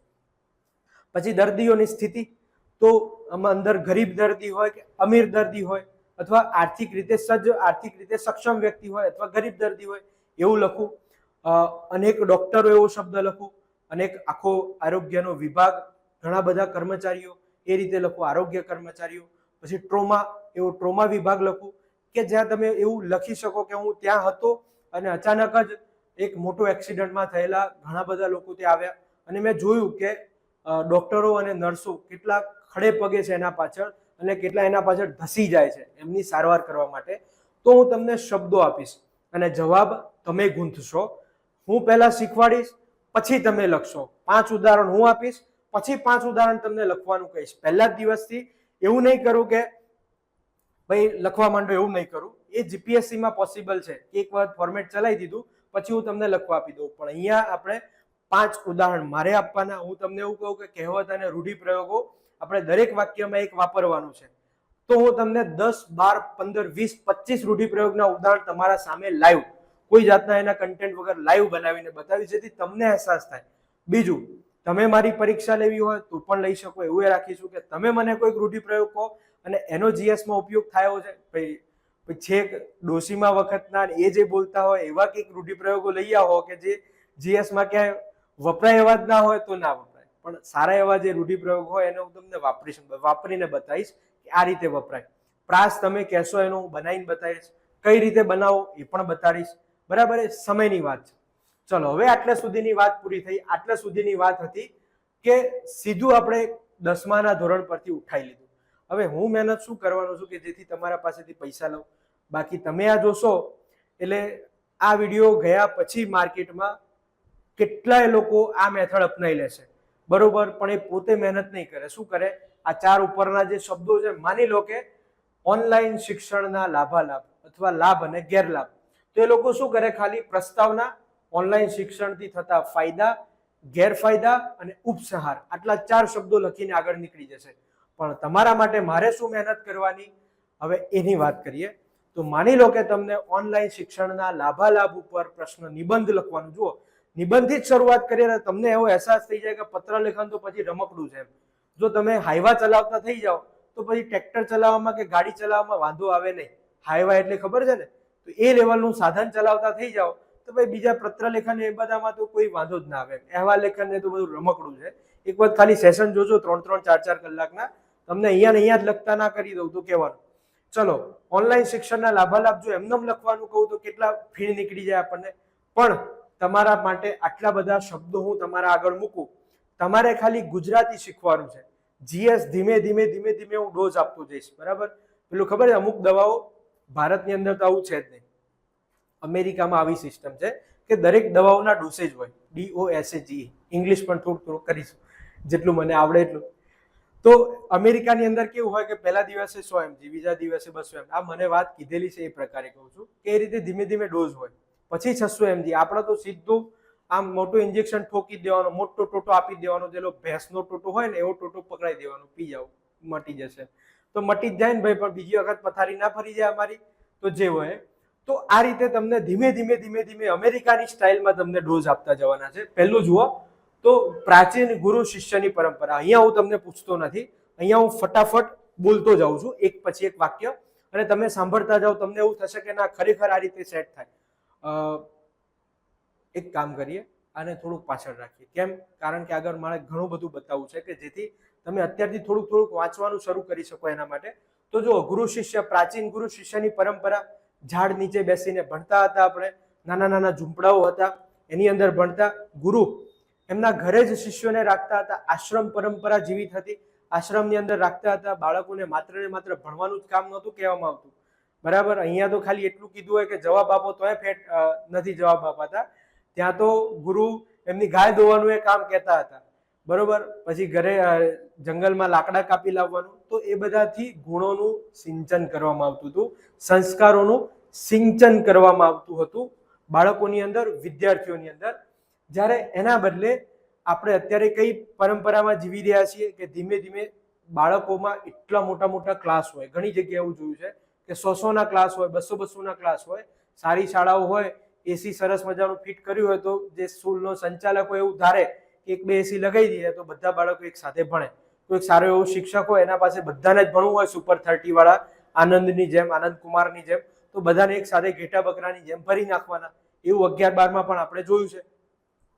તો એના બદલે આવી સિસ્ટમ ચાલે છે. હવે વાત આપણે પહેલી પ્રાચીન ગુરુ શિષ્ય પરંપરાની કરીએ. જ્યારે અત્યારે ધીમે હવે કોરોનાએ જેવું માજા મૂકી, કોરોના જેવું આવ્યું, એના પછી લોકોના હાથમાં સ્માર્ટફોનનું ચલણ વધી ગયું. કેમ કે અત્યાર સુધી કેવું થતું હતું, બાળકોને શાળામાં જાય, એના પછીના સમયમાં ક્યાંક રમવા જાય, ક્યાંક આજુબાજુમાં મેદાન હોય તો હવે તો મેદાનની સંખ્યા ઓછી થઈ, તો રવિવારે ખાલી ક્રિકેટ રમવાનો મોકો મળે. જુઓ, હું તમને સમાજની અંદર ચાલતી વસ્તુઓ કે જે આપણા જવાબમાં લખવા લાયક છે વચ્ચે કહેતો રહીશ. જેમ કે આ વસ્તુ આયરાનીના સ્વરૂપમાં જવાબમાં લખાય, નિબંધાઓ લખતા હોય તો કટાક્ષ લખાય, બરોબર. તો હવે રવિવારે એક સ્ટેડિયમ ભાગમાં આવે અથવા રમતગમતનું મેદાન ભાગમાં આવે, એમાં 7 જણા અલગ અલગ જગ્યાએ પીચો ઉપર રમતા હોય, પેલાનો બોલ પેલાને જાય, પેલાનો બોલ પેલો કેચ કરે અને આપતો હોય, એટલે તે શું કામ કેચ કરી લીધો, એવું બધું ચાલતું હોય. તો કોરોના આવ્યો, લોકોના હાથમાં સ્માર્ટફોન આવ્યા, એ જ રીતે બાળકોના હાથમાં પણ સ્માર્ટફોન ગયો અને પૂરેપૂરું શિક્ષણ કોરોનાના કારણે, ઓફલાઈન શિક્ષણ બંધ થવાના કારણે ઓનલાઈન શિક્ષણ વધ્યું. અને કોરોના જેટલો વિસ્તર્યો, જેટલા સમય માટે વિસ્તર્યો, 2 વર્ષ માટે, એટલું વધારે સ્માર્ટફોનનું ચલણ વધતું ગયું. હવે એના કારણે પછી જોઈએ છીએ આપણે કે આ શું છે, કોરોના સ્માર્ટફોન્સ એ બેધારી તલવાર છે. કેમ? અરે ઓનલાઈન શિક્ષણ છે એ બેધારી તલવાર છે, એના ફાયદા પણ છે અને ગેરફાયદા પણ છે. જુઓ, રસપ્રદ શિક્ષણ આપે, અંતરિયાળ વિસ્તારની અંદર ગામડાનો કોઈ દૂર દરાજ, હવે જુઓ હું તમને શીખવાડીશું કે અંતરિયાળ વિસ્તાર હોય એના આગળ પાછળ શું લગાવવાનું, કે કચ્છનો રણ પ્રદેશનો વિસ્તારથી માંડી અને વલસાડનો મતલબ શું કહેવાય, ડુંગરાળ પ્રદેશ, બીજું અતિશય વરસાદવાળા પ્રદેશની અંદર ત્યાંથી ત્યાં માંડીને મેદાનનો પ્રદેશ હોય, દરેક જગ્યાએ આ અંતરિયાળ વિસ્તારની અંદર ઓનલાઈન શિક્ષણ આપવું હોય તો આપી શકાય છે. રસપ્રદ શિક્ષણ કેમ કીધું? અહીંયા હું સાદા બોર્ડ ઉપર, ગ્રીન કલરનું આપણું જૂનું બોર્ડ હતું, બ્લેક કલરનું બોર્ડ હતું, સાદું એવું લખતું હોય તો કેટલો સમય બગડે. આવા જે ફોટા અંદર જે અમુક લીધેલા છે આગળ, એવા હું બતાવી ના શકું તમને. તો રસપ્રદ શિક્ષણ, બાળકોને કાર્ટૂનના મારફતે ભણાવવામાં આવે, યુટ્યુબ ઉપર બાળકો ઘણું બધું જોતા થાય, ઘણું બધું નેગેટિવ પણ શીખે. તો અંતરિયાળ વિસ્તાર આવે, બાળકીઓને શિક્ષણ, સારી શિક્ષણ સંસ્થાઓ, આ રીતે એટલું બધું તમારા માટે મેં લખી દીધું હોય. તમારે ખાલી સૌથી પહેલા શું કરવાનું છે, હું કેરિયર પકડી રહ્યો છું તમારા પાછળ, તમારે ખાલી એને ચાલતું થઈ જવાનું છે. એક સમય એવો આવશે કે તમે ભૂલી જશો કે પાછળ કોઈ કંઈક પકડ્યું છે કે નથી પકડ્યું, અને ધીમે ધીમે હું શું કરીશ, આની સંખ્યા ઘટાડતો જઈશ. જ્યારે ડેઈલી ટાસ્ક આપવાની શરૂઆત કરીશું, ક્યારથી શરૂઆત કરીશું એનો જવાબ આપી દઉં કે થોડુંક ચાલવા તો દો યાર.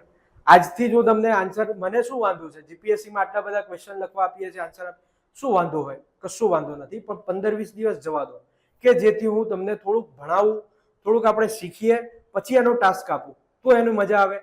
તો ટાસ્કની અંદર પણ સૌથી પહેલા આ પ્રકારના ડિટેલમાં ટાસ્ક હશે, બરોબર. પૂરું કરવું ના કરવું એ તમારા ઉપર છે, પણ મારા તરફથી હું આટલા એફર્ટ્સ આપીશ કે સૌથી પહેલા આટલા બધા શબ્દોવાળા ટાસ્ક હોય, ધીમે ધીમે શબ્દોની સંખ્યા હું ઘટાડતો જઈશ. જેમ કે ફાયદા હોય તો એની અંદર 1 કે 2 જ ફાયદા લખીશ, બીજા ફાયદા તમારે શોધવાના. એનાથી પછી એક્ઝામ ધીમે ધીમે, જેમ 2 મહિના બાકી હોય ત્યારે આપણે શું કરીશું, ખાલી ફાયદા ગેરફાયદા જે આપણે ઉપર જોયું એ જ પ્રકારનું કામ આપણું હશે કે આ રીતે 4 શબ્દો આપીને તમને હું પ્રેક્ટિસ કરાવીશ. લાઈવ સેશનમાં પણ પ્રેક્ટિસ કરીશું આપણે. એટલે ખાલી ઘણા મિત્રો એવું માનતા હોય છે કે ફોર્મેટ ભણાવવાથી ગુજરાતી કે ઇંગ્લિશ ભણવાનું પૂરું થઈ જાય. ઇંગ્લિશમાં પણ આ જ રીતે ભણાવવાનું છે, ઇંગ્લિશમાં પણ આ જ રીતે તમને કીવર્ડ્સ આપવામાં આવશે. ગુજરાતી કરતાં સામાન્ય ટફ પડે લખવાનું, પણ આ જ રીતે જો કીવર્ડ આપવામાં આવેલા હોય તો તમારે ખાલી જવાબ ગૂંથવાનો જ રહે.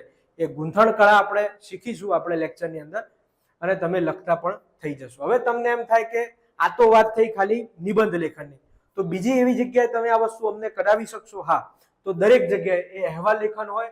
તમે લીધેલા મોટેરા ક્રિકેટ સ્ટેડિયમની મુલાકાતને આધારે સ્ટેડિયમની વિસ્તૃત માહિતી આપતો અહેવાલ તૈયાર કરો. એસટીઆઈમાં પ્રશ્ન પૂછાયેલો હતો. તમને હું આ લખવા આપું ને અત્યારે હાલ, તો ઘણા બધાના મોતિયા મરી જશે, ઘણાના મોતિયા મરી જશે. પણ જેવું તમને આ રીતે હું તમને આપી દઉં કે ભાઈ રણજી ટ્રોફીનું આયોજન, એટલે કે ત્યાં રણજી ટ્રોફીનું આયોજન થયું હતું અને મેચ જોવા માટે હું ગયો હતો, અથવા ગઈકાલે આરસીબી અને એસઆરએચની ફાઇનલ પ્લેઓફની ગેમ જોવા માટે ગયો હતો. તો ત્યાં જોઈએ છીએ કે કયા સ્થળે સ્થિત છે. અમે ગાડી લઈને, જુઓ આ બધું અહેવાલ લેખનના ફોર્મેટની વસ્તુ છે કે ફોર્મેટ જ આપણે કઈ રીતે ભણવાનું છે. જો આજે બધો ટેસ્ટ તમને નહીં આપી દઉં, ટેસ્ટ ડ્રાઈવમાં થોડુંક આપણે આપીશું. આજે તમે કેવું માખણ જેવું ડ્રાઇવિંગ થાય છે જુઓ. આવતીકાલે જોઈશું કે રૂફટોપ કઈ રીતે ખુલે છે. ત્રીજી વખત જોઈશું કે દરવાજો ખોલીને બંધ કરો, પેલું ખબર છે અમુક વખત આપણે ગાડીમાં બેઠા હોય ને અમુક મિત્ર કે કોઈ હોય જોરમાં પછાડે ધબ્બ કરતું હોય, તો એકદમ સ્મૂથલી કેવું બંધ થાય ને એ વખત નીકળી જાય. હા, તો એ રીતના ધીમે ધીમે આપણે લેક્ચર લેતા જઈશું. એમ પગમાં આમ પગ ચપ્પલ કાઢીને મૂકો તો પગની અંદર એકદમ સુવાળું સુવાળું, આ રીતે બધા લેક્ચર હશે આપણા. તો જુઓ, ટ્રોફીનું આયોજન વિશ્વના બીજા કોઈ સ્ટેડિયમ સાથે સરખામણી કરી શકો. મેલબોર્નનું ગ્રાઉન્ડ હોય કે પછી પર્થનું ગ્રાઉન્ડ હોય, જે ક્રિકેટના રસિયાઓ છે એમને ખબર હશે, તો મેલબોર્નનું ગ્રાઉન્ડ હોય કે ક્રિકેટ પર્થનું ગ્રાઉન્ડ હોય ઓસ્ટ્રેલિયાનું, એવા બધા ગ્રાઉન્ડ કરતા પણ ચડિયાતું એવું ગ્રાઉન્ડ નરેન્દ્ર મોદી સ્ટેડિયમ. પહેલાનું નામ શું, પછીનું નામ શું, પ્રેક્ષકોની ક્ષમતા કેટલી છે, તો 1 લાખ કરતા વધુ લોકો બેસે, પ્રવેશ અને નિકાસની વ્યવસ્થા, લોકો આવી શકે જઈ શકે, કેટલા સ્મૂથલી આવી અને જઈ શકે એના માટે 12 જેટલા દરવાજા છે, એમના પાસે ટિકિટ માંગવાની, એ લોકોનું સિક્યુરિટી ચેકિંગ કરવાની વ્યવસ્થા કેવી છે, સ્વચ્છતા માટેની જોગવાઈ કેવી છે, ફૂડ કોર્ટ છે કે નહીં, બેસવાની વિવિધ વ્યવસ્થા, લાઇટ અને સાઉન્ડ શો, ખેલાડીઓ માટે વ્યવસ્થા, વરસાદ સામેની વ્યવસ્થા. બરોબર, તો આ રીતે મિત્રો આની પીપીટી મળશે. આ પીપીટી એપની અંદર આપીશું. જો મારી એક ખાસિયત છે કે હું બહુ વસ્તુ બધું બહાર જાહેર કરવામાં માનતો નથી. આ વખતે આ તો તમે આટલા બધા વિડીયો જોયા હોય, કેમ કે જીપીએસસી ના બહાર બીજા લોકોને એમ જ હોય કે હાલ તો હવે જીપીએસસી વાળો છે, એવું થોડું આવું એકદમ ગ્રાઉન્ડ લેવલથી ભણાઈ શકે. પણ ચિંતા ના કરતા, હું ગ્રાઉન્ડ લેવલથી જ ભણાવીશ. મને બહુ મજા આવે છે આમાં. પેલામાં શું બોર થઈ જવાય છે, માહિતી આપતા હોય ને એવું લાગે છે. આમાં મારે બહુ મજા કરાવવાની છે તમને. એટલે બધું જ વસ્તુ મને એપમાં આપવાનું ગમશે. હું બહુ યુટ્યુબ પર અત્યારે 15 દિવસ ખાલી એક્ટિવ દેખાઈશ પ્રચાર કરવા માટે કે આપણે આવા સેશન છે, આ છે, બધાને ઈચ્છા હોય કમાવાની, તો એટલું કરીશ 10 દિવસ. એના પછી એ બંધ થઈ જશે. જેવી આપણી બેચ ચાલુ થાય પછી શાંતિથી સ્મૂથલી આપણી બેચ ચાલતી હશે. આમે ભંગાણ તો કંઈ નહીં પડવાનું. ચલો, પછી આપણે વાત આવે પત્રલેખનની.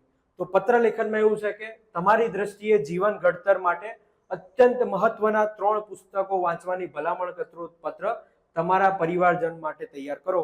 તો એની અંદર આ પ્રકારનું હશે આપણું કે કુશળ મંગળ શબ્દ તમને આપી દીધો હોય, તો એના બદલે મારું કામ શું છે, તમને કુશળ મંગળ આખું ગામ લખે તો ક્ષેમ કુશળ હશો બધા, એ રીતનો શબ્દ લાવવાનું કામ કરું મારું છે.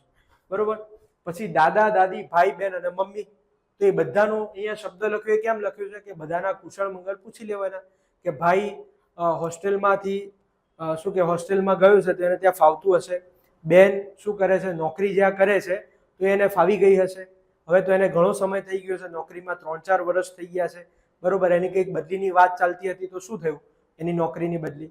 હવે એમાં લગ્નનું બગનની બધી વાત નહીં કરવાની. નોકરી હતી તો એને બદલી થવાની વાત હતી, ટ્રાન્સફર થવાની વાત હતી, તલાટીમાં જોબ કરે છે તો એની વાત કરી લો. દાદા દાદી નું સ્વાસ્થ્ય સારું હશે, પપ્પા મમ્મીની વાત કરી લો.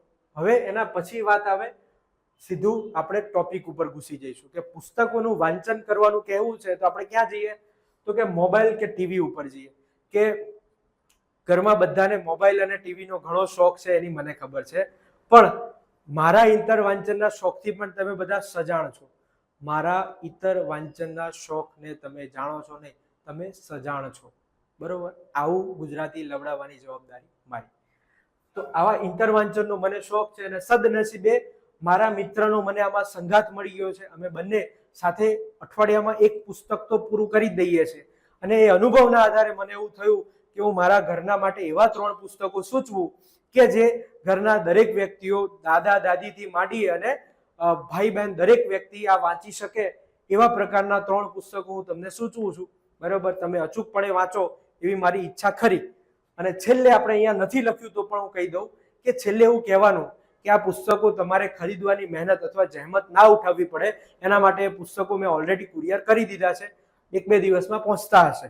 બરાબર, તો સરસ મજાનું થઈ ગયું. હવે 3 પુસ્તકો વિશે તમને મારે લખાવવું હોય તો પણ તમારે પુસ્તકો મન ગમતા હોય, કોઈ પણને પુસ્તકો પોતાની રીતે ગમતા હોય, બરોબર, તો પણ આ મારી ગમતા પુસ્તકો 3 છે. તમારે પણ વાંચવા હોય તો વાંચજો. જુઓ, એનાથી પણ ગુજરાતી સુધરે. આગળ સોર્સિસની વાત કરું ને એ દિવસે એ વખતે હું વાત કરું છું આની કે પહેલું છે તિબેટના ભીતરમાં. તો હેનરિક હેરરનું આ પુસ્તક છે.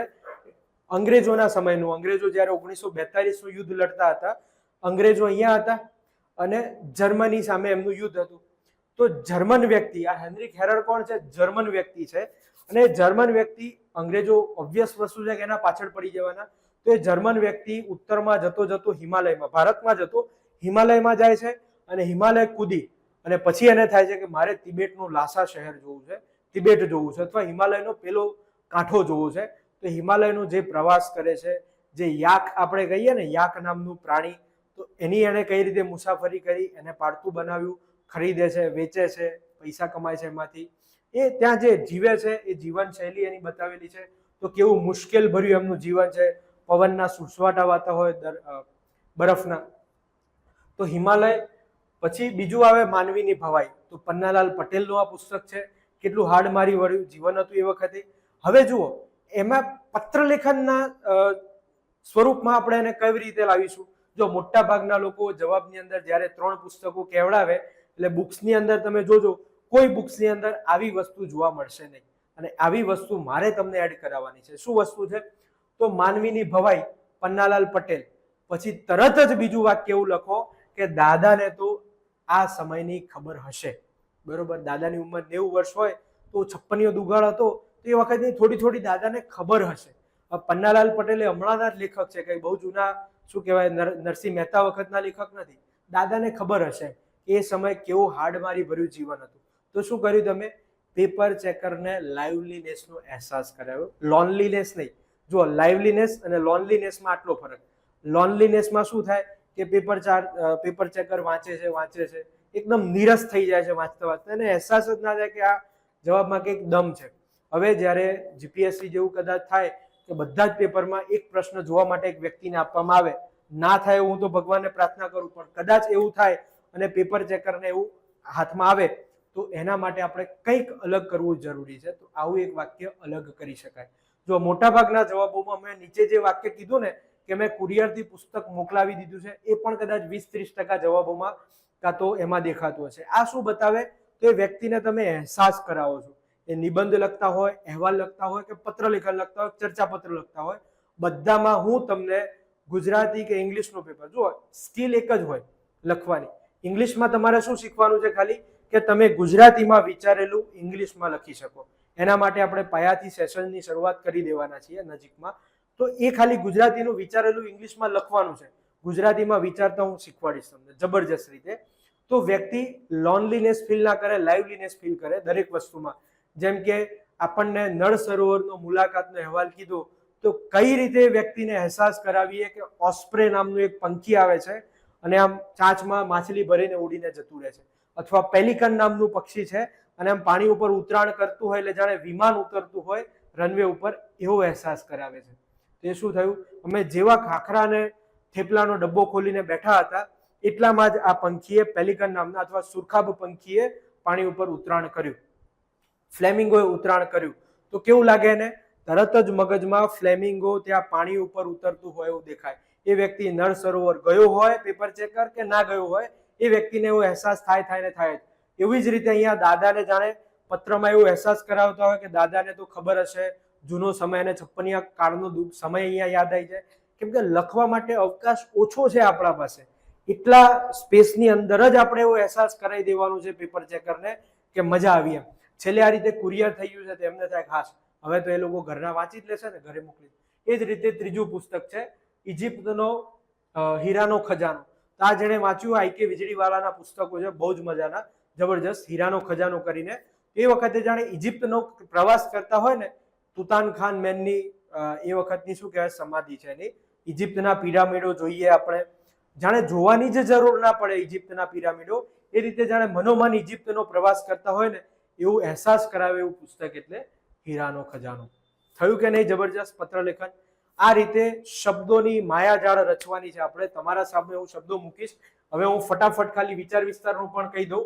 આજ તમને વિચાર વિસ્તાર લખવાનું કીધું હોય તો ટફ પડે, પણ જ્યારે હું તમને આ રીતે કરાવું કે સમાજની ઘેરી વિષમતા, એટલે સમાજમાં વિષમતા છે, અસમાનતા છે, ધનની છોડો ઉડાડે છે, ધનિકો જે ખરા એ ધનની છોડો ઉડાડે છે, શ્રીમંતાઈનું પ્રદર્શન કરે છે. જ્યારે એક લેવલ આગળ જઈશું ત્યારે આપણે હું શબ્દ એડ કરાવીશ. જુઓ મારું કામ કેવું છે, સ્ટેપ બાય સ્ટેપ જવાનું છે.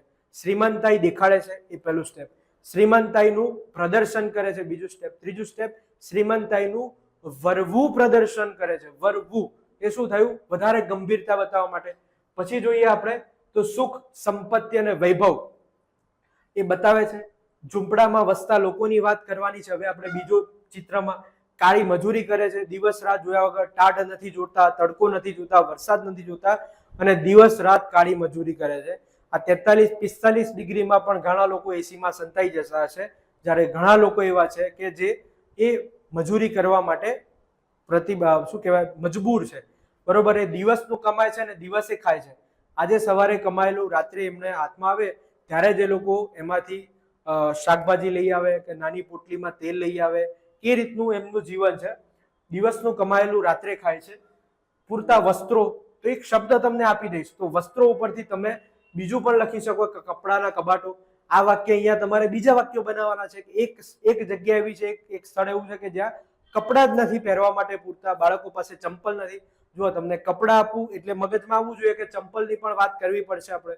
તો એક બાજુ ચપ્પલ પગમાં પહેરવા, ગમે તેટલા ભર તડકામાં પહેરવા ચપ્પલ નથી, જ્યારે બીજી બાજુ ચપ્પલોથી કબાટ ભરાયેલા છે, કપડાઓથી કબાટ ભરાયેલા છે. નો રિપીટ થિયરી લાગુ પડેલી છે.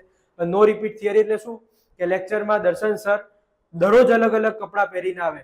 છેલ્લા આવતા 2 મહિના 3 મહિના સુધી જ્યારે લેક્ચર લે એક પણ વખત શર્ટ રિપીટ ના થાય એને કહેવાય નો રિપીટ થિયરી. તો નો રિપીટ થિયરી લાગુ પડે છે શ્રીમંતોના.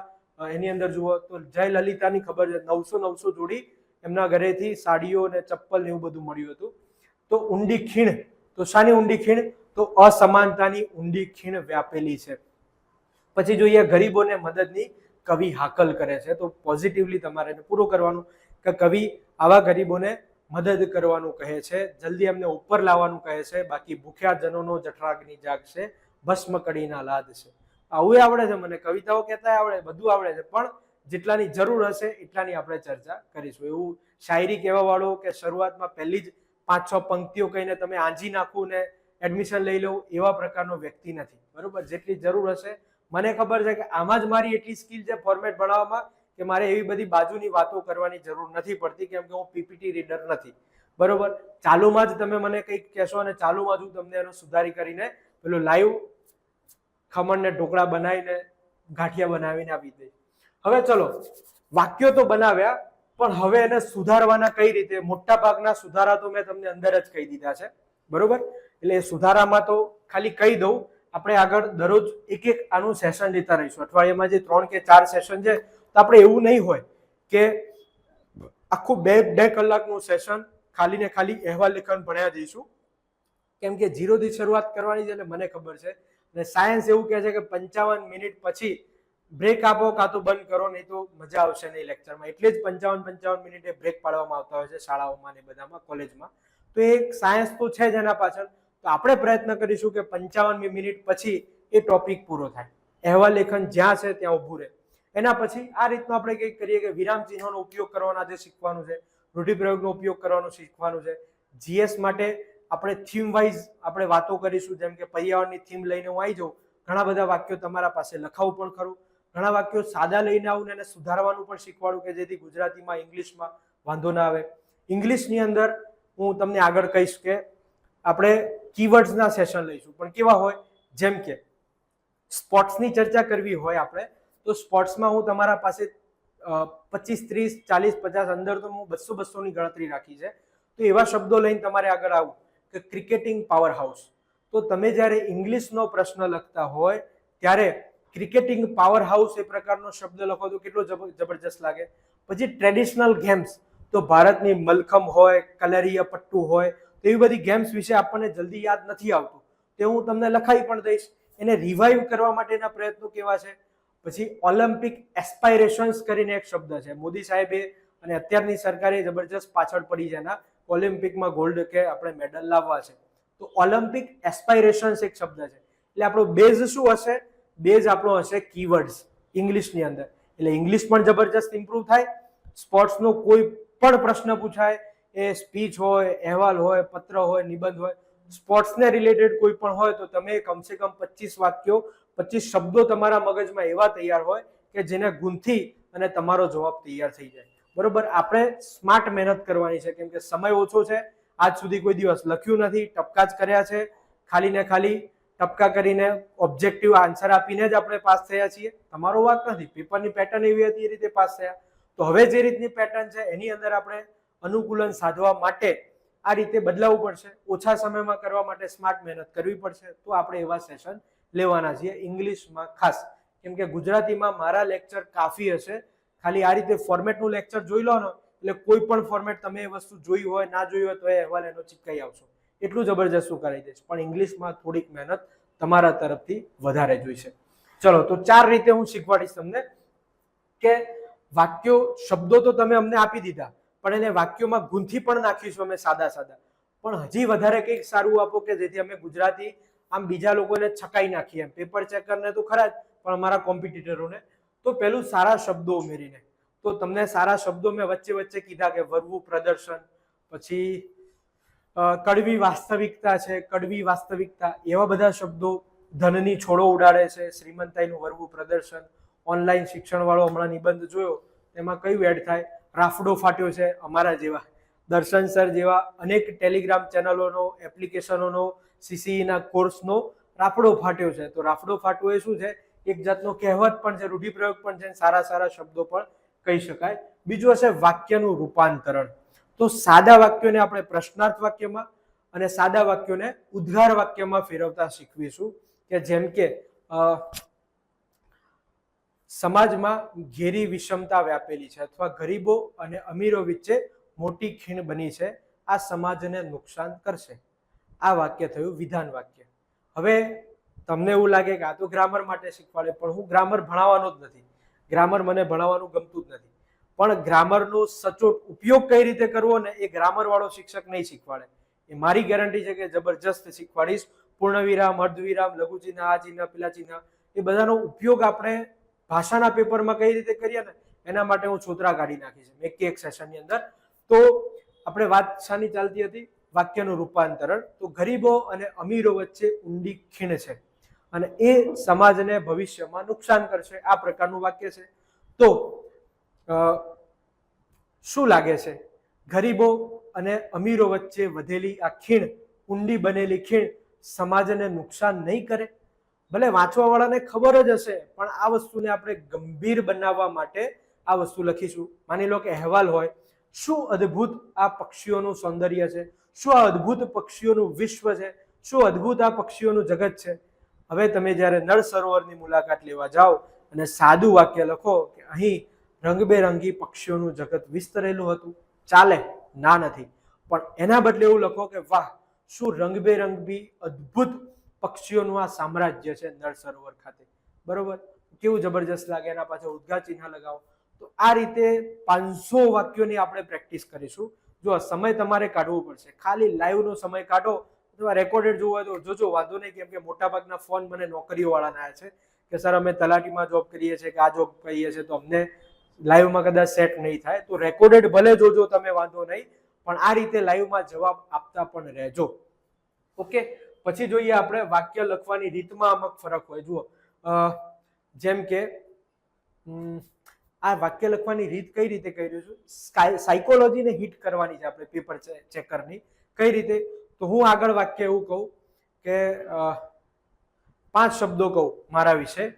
હોશિયાર, સ્માર્ટ, ભલે એક જેવા લાગે, હોશિયાર, સ્માર્ટ, ડફોળ, આ અને પેલું. પાછળ બીજા 2 સારા છે. તો ડફોળ શબ્દ કેવો હતો? એ વચ્ચે સંતાઈ ગયો, અથવા અભણ શબ્દ વચ્ચે સંતાઈ ગયો. તો આપણે એવું ના ગમતું એવું વચ્ચે ઉમેરી દેવાનું, અને જે સારું છે એને પાછળના બદલે વાક્યના આગળના ભાગમાં લાવવાનું. જેમ કે અત્યારે એટલો બધું ઈ વેસ્ટ જનરેટ થાય. ઈ વેસ્ટ એટલે આપણે જે ઇલેક્ટ્રોનિક સાધનો બગડી જાય ફેંકી દઈએ, એટલો બધો ઈ વેસ્ટ જનરેટ થાય છે, ઉત્પન્ન થાય છે, કે જાણે એક દિવસમાં 800 લેપટોપ ફેંકાઈ જતા હોય. હવે આ વાક્ય કેવું થયું? 800 લેપટોપ ક્યાં ગયું? પાછળ ગયું. એને ઉઠાવીને આગળ લાવો કે જાણે એક દિવસમાં 800 લેપટોપ ફેંકતા હોય એટલો બધો ઈ વેસ્ટ ભારતમાં ઉત્પન્ન થાય છે. 2 વાક્યોમાંથી કયું વાક્ય મગજમાં હિટ કરે? બોલો તો મને કહો. નંબર લખો તો, એક વાક્ય 1 કે વાક્ય 2, ખાલી આંકડાની સંખ્યા લખો.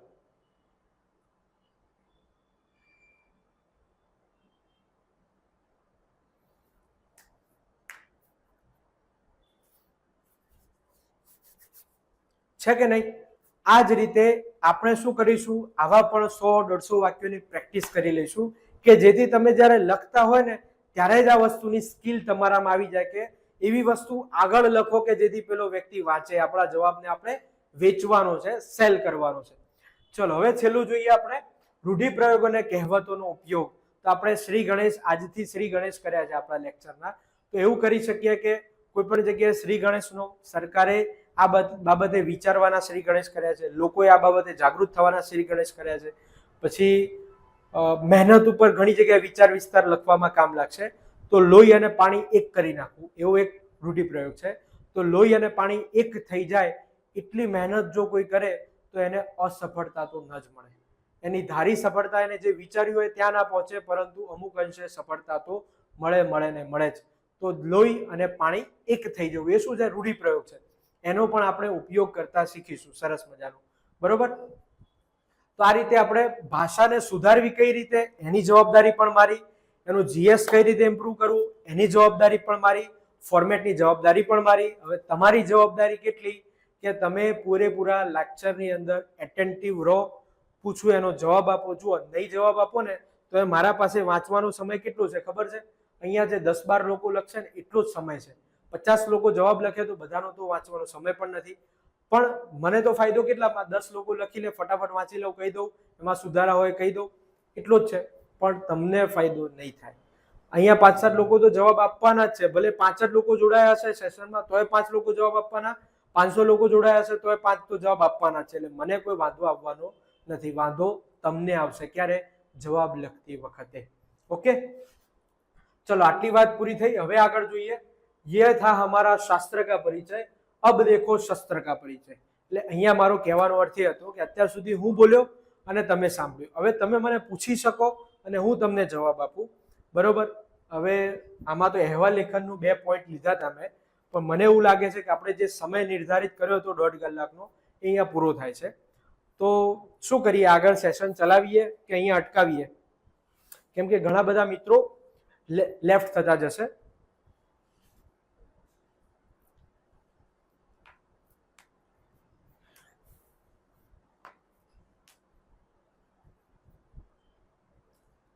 ચલો, મારું એવું માનવું છે કે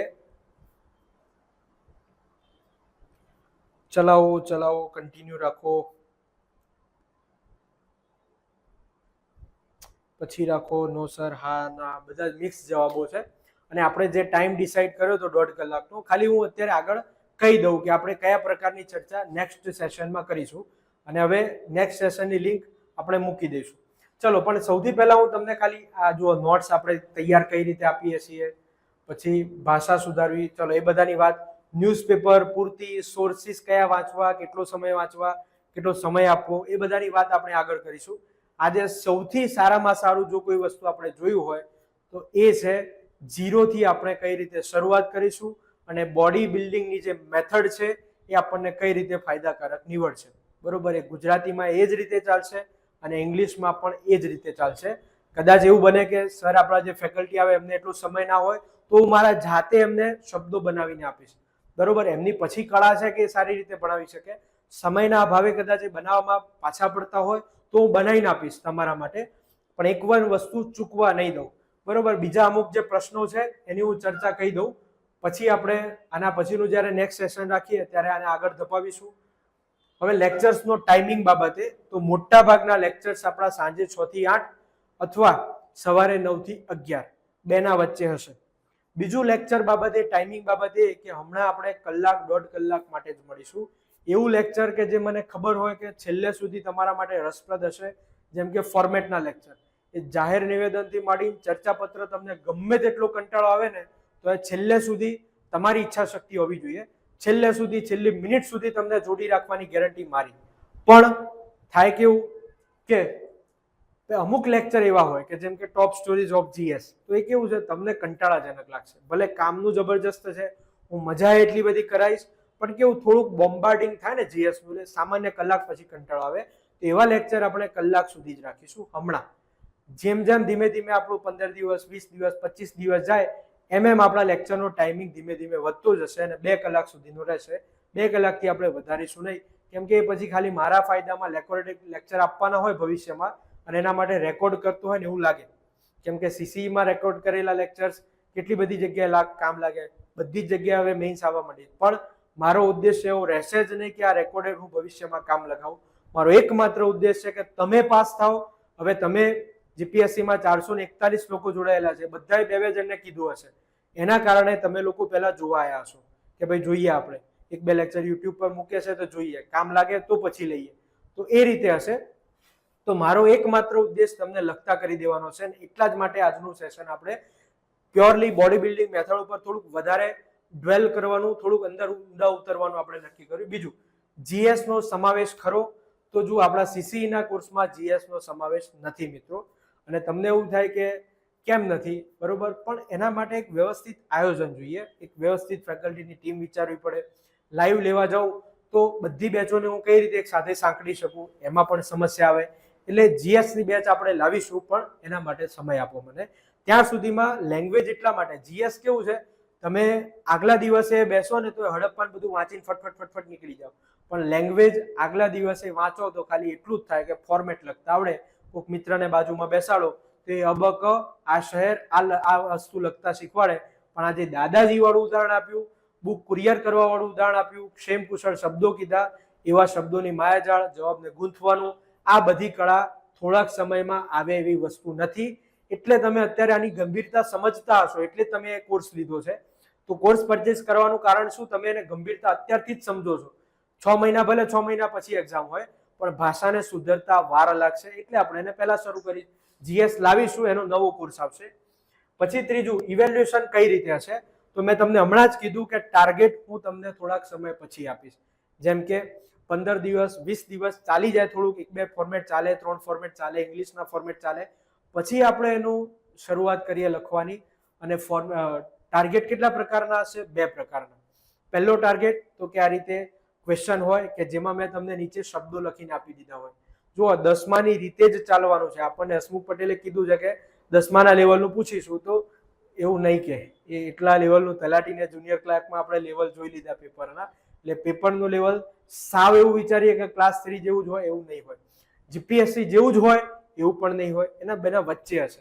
એટલે હું તમને વચ્ચેના સ્તર કરતા થોડોક ઉપરના સ્તર સુધીનું શીખવાડીશ કે જેથી પડતા નીચે આપણે યુપીએસસી ની તૈયારી વાળો ઉતરતો જેમ નીચે આવે એ જ રીતે તમે ઉતરતા જવાબમાં નીચે આવો ને તો એક બેન્ચમાર્ક તો તમે જવાબમાં સેટ કરીને આવો, એવો આપણો સેશન હશે, આપણી એવી તૈયારી હશે. પછી જોઈએ ઇવેલ્યુએશન કઈ રીતે, એનો તો જવાબ મેં આપ્યો જ નહીં. જો પર્ટિક્યુલર ઇવેલ્યુએશનના કોર્સ 4,000 5,000 માં વેચાતા હોય છે. અને બીજું કે એમાં ક્વોલિટી કેવી થાય ખબર છે? એક જણામાં જવાબ ચેક કર્યો પછી બધાના સેમ જવાબો જ ચેક કરવાના છે, એટલે એની જ કોમેન્ટો કોપી પેસ્ટ હોય.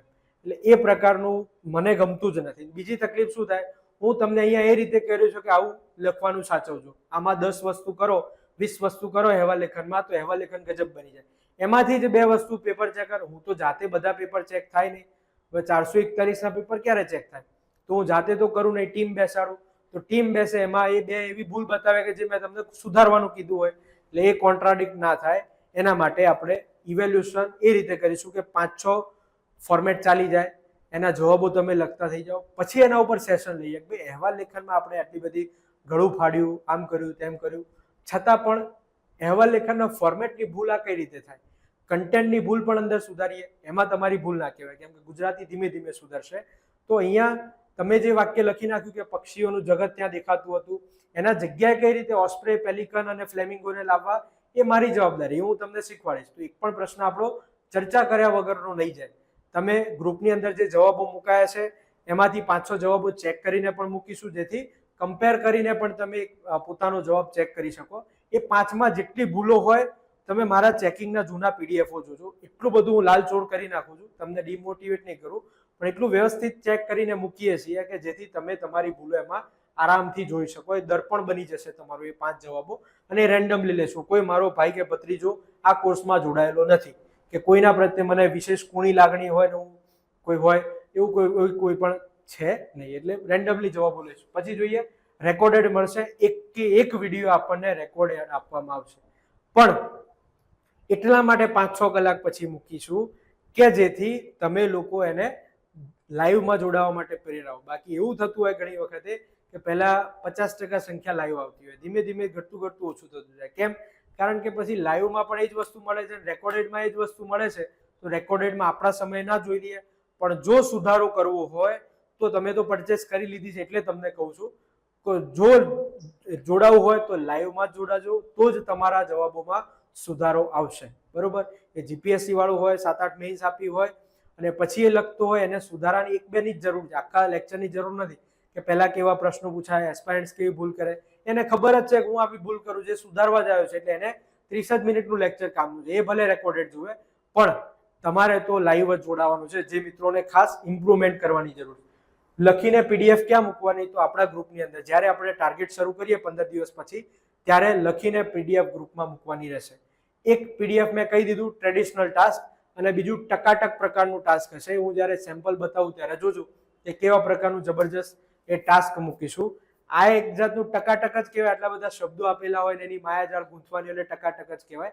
છતાં પણ ઇંગ્લિશમાં માની લો કે તમને એક ઉદાહરણ આપી દઉં, લિંકર્સ આવે, સિન્સ, હેન્સ, ધો, ઓલ્ધો, ડિસ્પાઇટ, એ બધા શબ્દો આજ સુધી આપણે ખાલી જોયા છે, એના સાદા સાદા ઉપયોગ જોયા છે, ટેન્સીસના સાદા સાદા ઉપયોગ જોયા છે. હું શાળાએ જઉં છું, હું જેવો દરવાજામાં પ્રવેશ્યું કે પેલો બહાર નીકળ્યો, એ પ્રકારના જે ટેન્સ છે આપણે અત્યાર સુધી જોતા આવ્યા છીએ. તો એના બદલે આપણે કઈ રીતે જીએસના વાક્યોની અંદર લખી શકીએ કે જો કોરોનાની ચર્ચા કરી, જો કોરોના ન આવ્યો હોત તો ભારતની અર્થવ્યવસ્થા કંઈક અલગ સ્થિતિમાં હોત.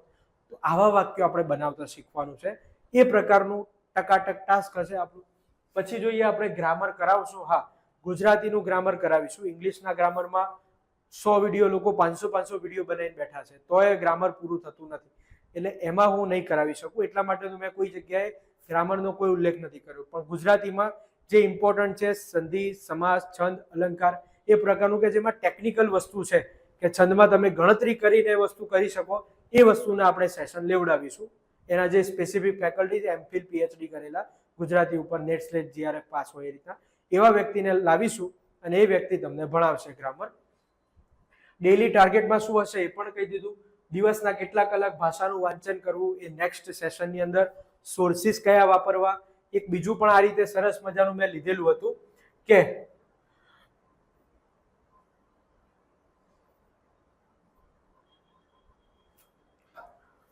અમે તમને મદદ કરવા કંઈક વાંચવા લાગીએ. હા, તમારે મને મદદ કરવા માટે વાંચવા લાગવાનું છે, પણ એ શું વાંચવાનું છે એ હું તમને નેક્સ્ટ સેશનમાં કહીશ. તો નેક્સ્ટ સેશનનો ટાઈમિંગ જે ખરો એ આપણા આ જ ગ્રુપની અંદર આવશે. અને મને ખબર છે કે ઘણા બધા મિત્રો આજે ડેમો માટે આવ્યા છે, તો એ લોકોને મારે કંઈ ખાસ વિશેષ કહેવાનું નથી. આ રીતના સેશન ચાલશે, બરોબર. હજી પણ તમને 3, 4, 5 સેશન સુધી આ ગ્રુપમાં રાખવામાં આવશે. ચિંતા કર્યા વગર જુઓ, કેમ કે મને પારદર્શી રહેવાનું ગમે છે. આ પ્રકારના સેશન હું લઉં છું. હજી દરેકના એક ફોર્મેટનું એક સેશન, જીએસ કઈ રીતે ભણાવી એનું સેશન, ઇંગ્લિશ કઈ રીતે એનું સેશન, એ બધા ભરી લો ને, એના પછી જ જોઈન થવું હોય તો થજો, બરાબર. ચલો ત્યારે આજનું સેશન એન્ડ કરીએ છીએ. કોઈ બીજો કોઈ પ્રશ્ન હોય તો તમે મને પૂછી શકો છો.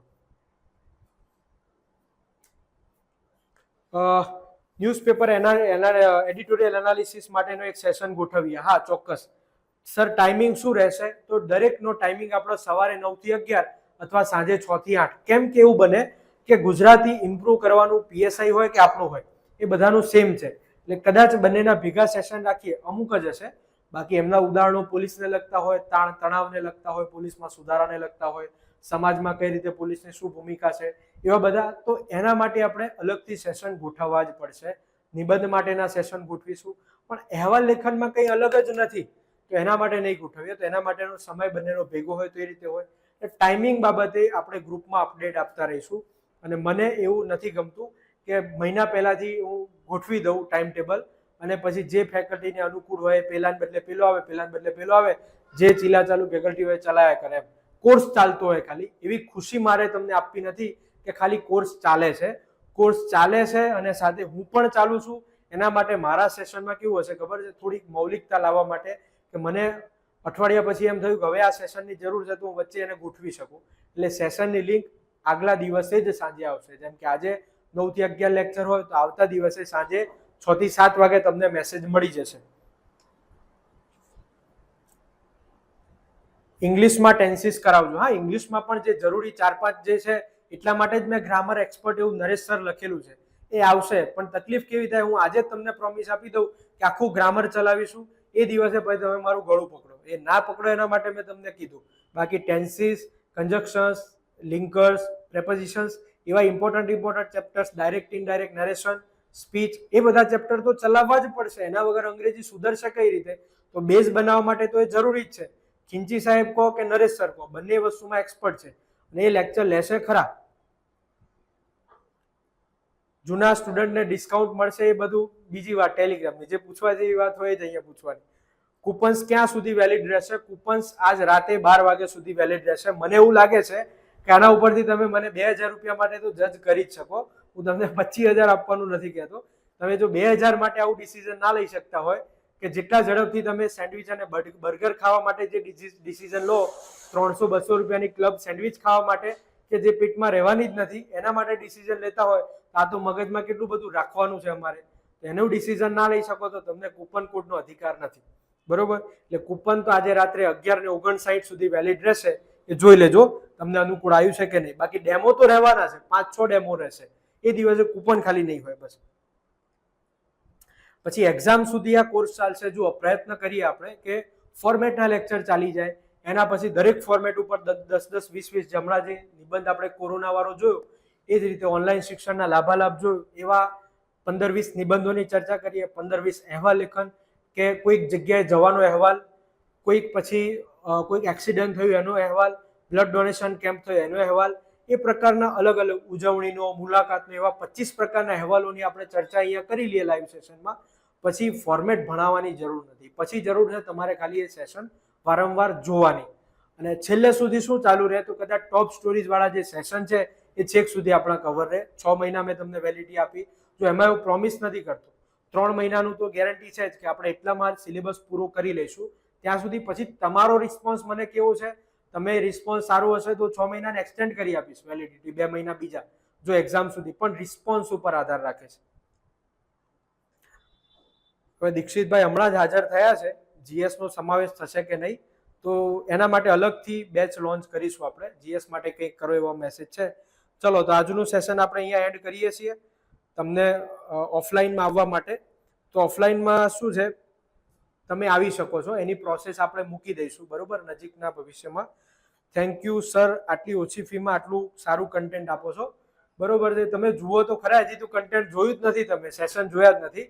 હજી તમે રેફરન્સ 25 જણાને નહીં કહો ને, હું તમને નહીં કહું કોઈ દિવસ કે કહેજો, તોય તમે 25 જણને કહેશો ને એવું ગજબ કન્ટેન્ટ આપીશું. ખાલી એક તમને નમ્ર અરજ છે કે બોડી બિલ્ડિંગ વાળી જે મેથડ છે ને, તમે અત્યારે હાલ 50 જણા જોડાયેલા છો, બીજા લોકો આવીને ગયા છે, તો બધાને મારી નમ્ર અપીલ છે કે બોડી બિલ્ડિંગ વાળી મેથડને એટલી સર્ક્યુલેટ કરો. 20-25 તમે 10-10 જણાને કહો કે આખા માર્કેટમાં ખબર પડી જાય કે આની શરૂઆત આ વ્યક્તિએ કરી હતી.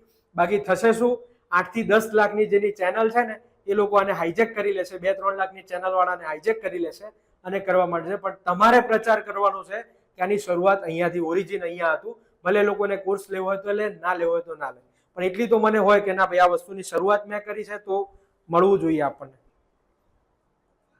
ચલો ત્યારે આજનું સેશન અહીંયા એન્ડ કરીએ છીએ. Thank you very much.